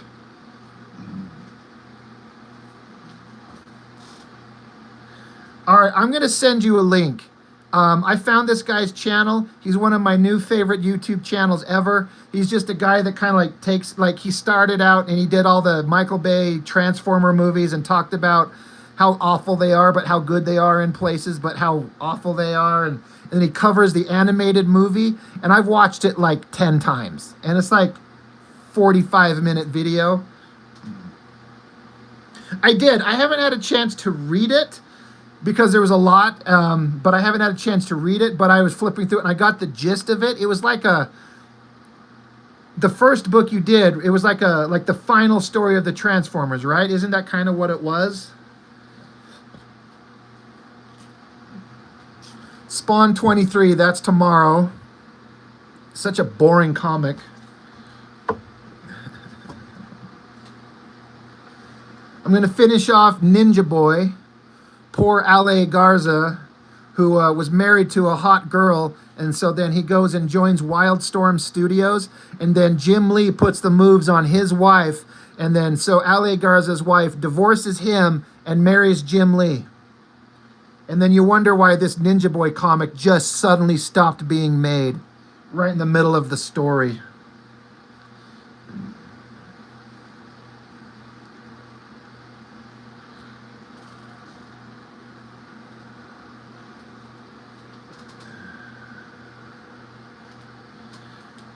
Yeah, I got that from a source who used to work at Wildstorm Studios, and I'm not going to tell you what his name, but you damn well know who it is. But I've heard some crazy stories about Wildstorm from the guy who used to work there. Shit that I can't repeat. Yeah, like Jim Lee took Ale Garza's wife.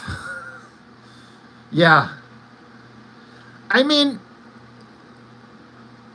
can you blame Jim Lee exclusively? The wife clearly was interested, so it's them.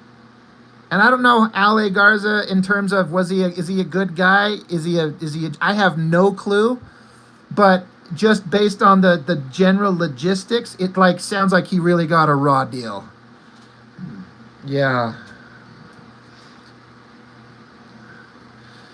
But as far as I know, Jim Lee's still married to that girl to this day, so that's like 25 years.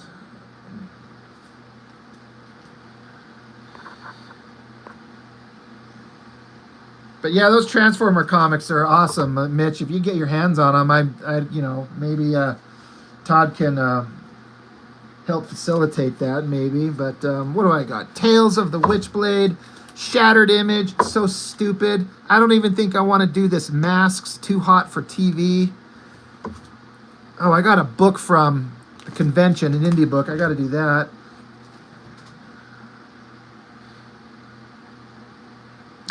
Is she the reason Jim Lee's art sucks? Is she like the Yoko Ono?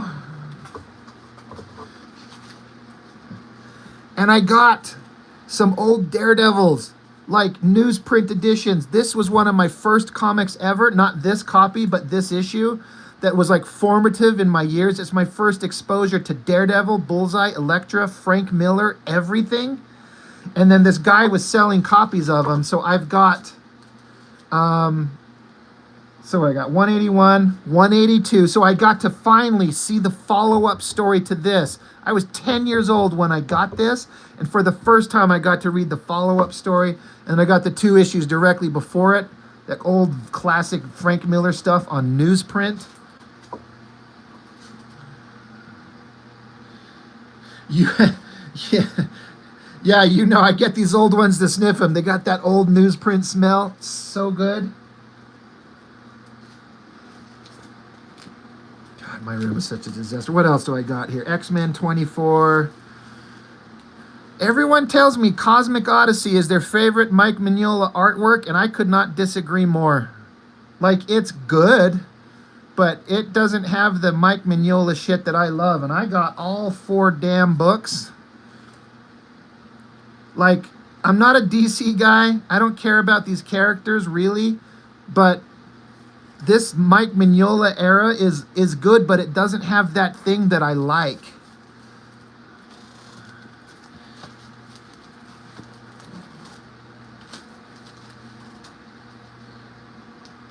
Yeah, these are, it's his pencils and somebody else inking him.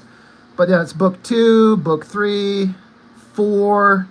Like, it has, you know, if you kind of notice, if you kind of paid attention to Mignola's artwork way back when, this is his stuff. And I've heard people say this is their favorite Mignola work. And I'm like, no, not me.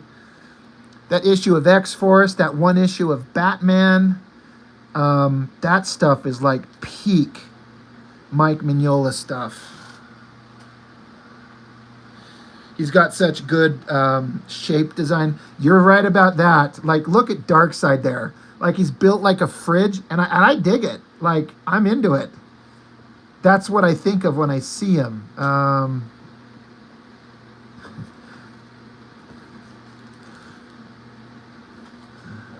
Yeah, it's good, but my problem is I'm like, I'm not even interested in the stories, and I struggle to read these things. I'm like, ugh.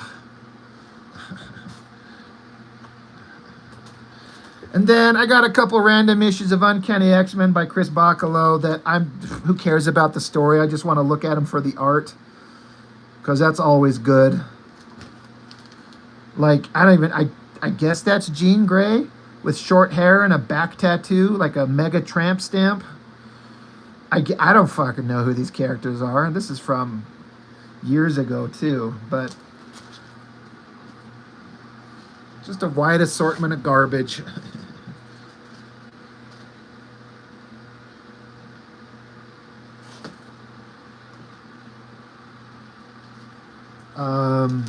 Bunch of Tex Wolverines to go through. Fucking Zealot miniseries for some reason. A Zealot miniseries from Wildstorm. Why?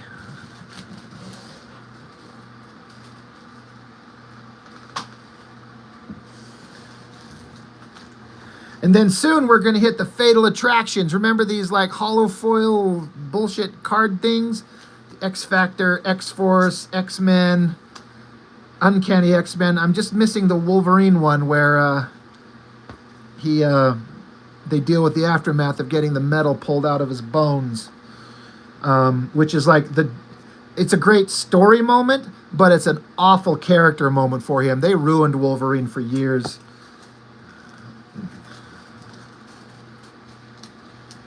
Darkness Pit. You know, speaking about great Mark Silvestri Wolverine covers, yeah, Fatal Attractions was your tap out. I get it. I think this is one of the great covers. You know, it's not like the Crucified on an X or the Brood one, but I always thought that this cover was just like, what is going on with that crazy coloring in the background? I have no idea. Yeah, Todd, when they made Wolverine like a feral creature thing, and that's like no nose and the mask over his face, it was so dumb. But yeah, that's one of my favorite. Yeah, Hama Silvestri run is hard to beat, definitely. That's dated 89, I think it says on it, or 91. 91. Kind of hard to read that signature, but yeah, that's a great issue. And then I dug out all my J. Scott Campbell Gen 13s. 91. Yeah, right. Yeah, obviously that's when it would be.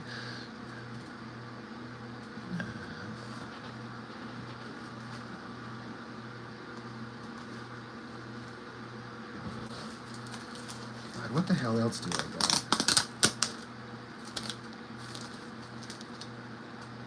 Got another fan comic that I told this guy I would review, and I just have kind of completely forgotten. He probably hates me.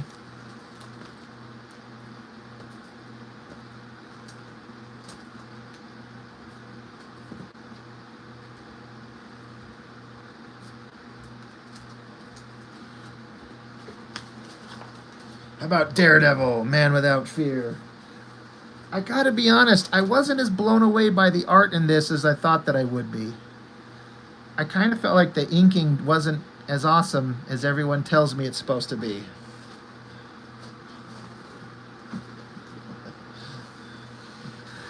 You know, I get that, Mitch, but I'm just, for me, and I'm not saying this in any way to negate what you're saying, but I'm like, I just kind of look at it for me as like, I would love to have had the opportunity to have somebody show my stuff, and I have the opportunity to share it. So I kind of feel like I'm doing for someone what I would have hoped someone would have done for me. But yes, for the most part, they've all been really cool in some way or the other. But I did have one recently that was really, really hard to get through. This one. And I had to message the guy, and I'm like, dude, I cannot talk about this comic if I can't talk about what's wrong with it. And like literally everything. Like everything is wrong.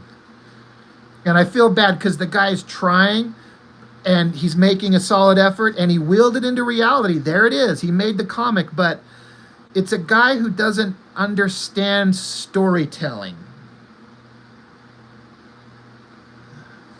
Yeah, that's your big fear. Yeah. And so I hit him up, and I was like, look, I can't talk about it if I can't talk about how I cannot follow anything anywhere. And he was like, no, be honest. I need to know. I need to grow. I need to learn. I'm like, okay, why is there a rotting apple chasing a watermelon at a launch station, taking a skateboard kid and a rotting apple and a Shakespearean talking bear to the moon? I was like, what is going on? I could not. So yeah, that was but, you know, and I had some people say that they were glad to see the feedback about the storytelling.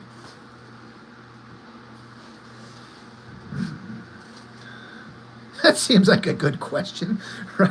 I could not, I was like, I don't, why is a Shakespearean bear and a skateboarder and a rotting apple with a watermelon on a giant silver vibrator going to the moon? And then they run into some space vehicle, and then some punk kid gets out with a gun, and then I could not, but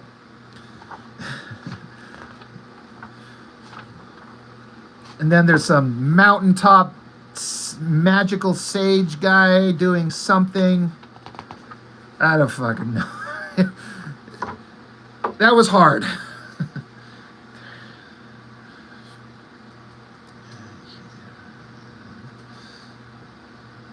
Yeah, I mean, the guy was, I was actually kind of worried because I asked him if I could, like, be honest about it, and he said, please do.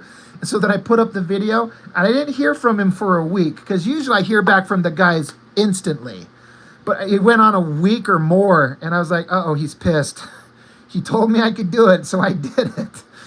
But, yeah, Montoya, as long as it's constructive, it should be welcomed. And I tried to make it as constructive as I could, and there were a couple of things I actually did like. Like, everyone's got some nugget of interesting new idea. Yeah, I was like, I don't know what to tell you, man. I don't want to have you send me a thing and not have me ignore it, but I literally could not dance around it. Like, there's some things I dance around with some stuff. But it was literally every page, every panel, every word, every frame was like, I am fucking lost. So it is what it is, but I got past it. Now I just gotta get through these pain in the ass Transformer comics.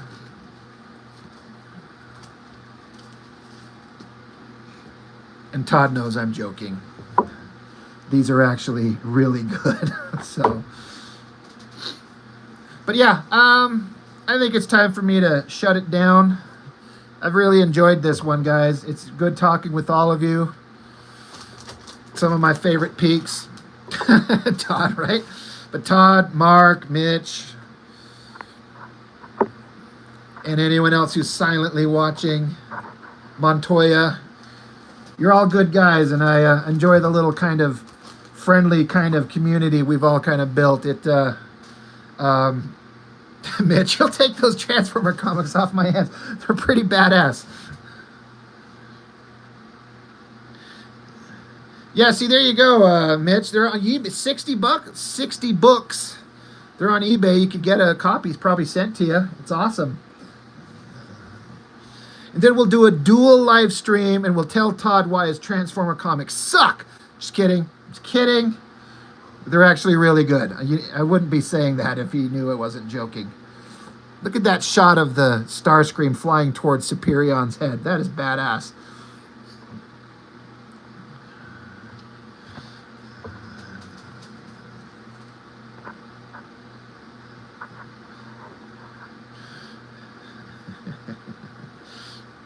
All right, anyway, guys, I had a great time tonight. Thank you so much, all of you. Been fun, as always. I might be on tomorrow. I want to be. I got to hit up Jessica. I miss my friend. I got to get her back on here, and because it's so much better and easier to have a fun live stream when there's like a cute, charming woman on there. It's not just my dumb, obnoxious ass. So, thanks, guys. Appreciate it, everybody.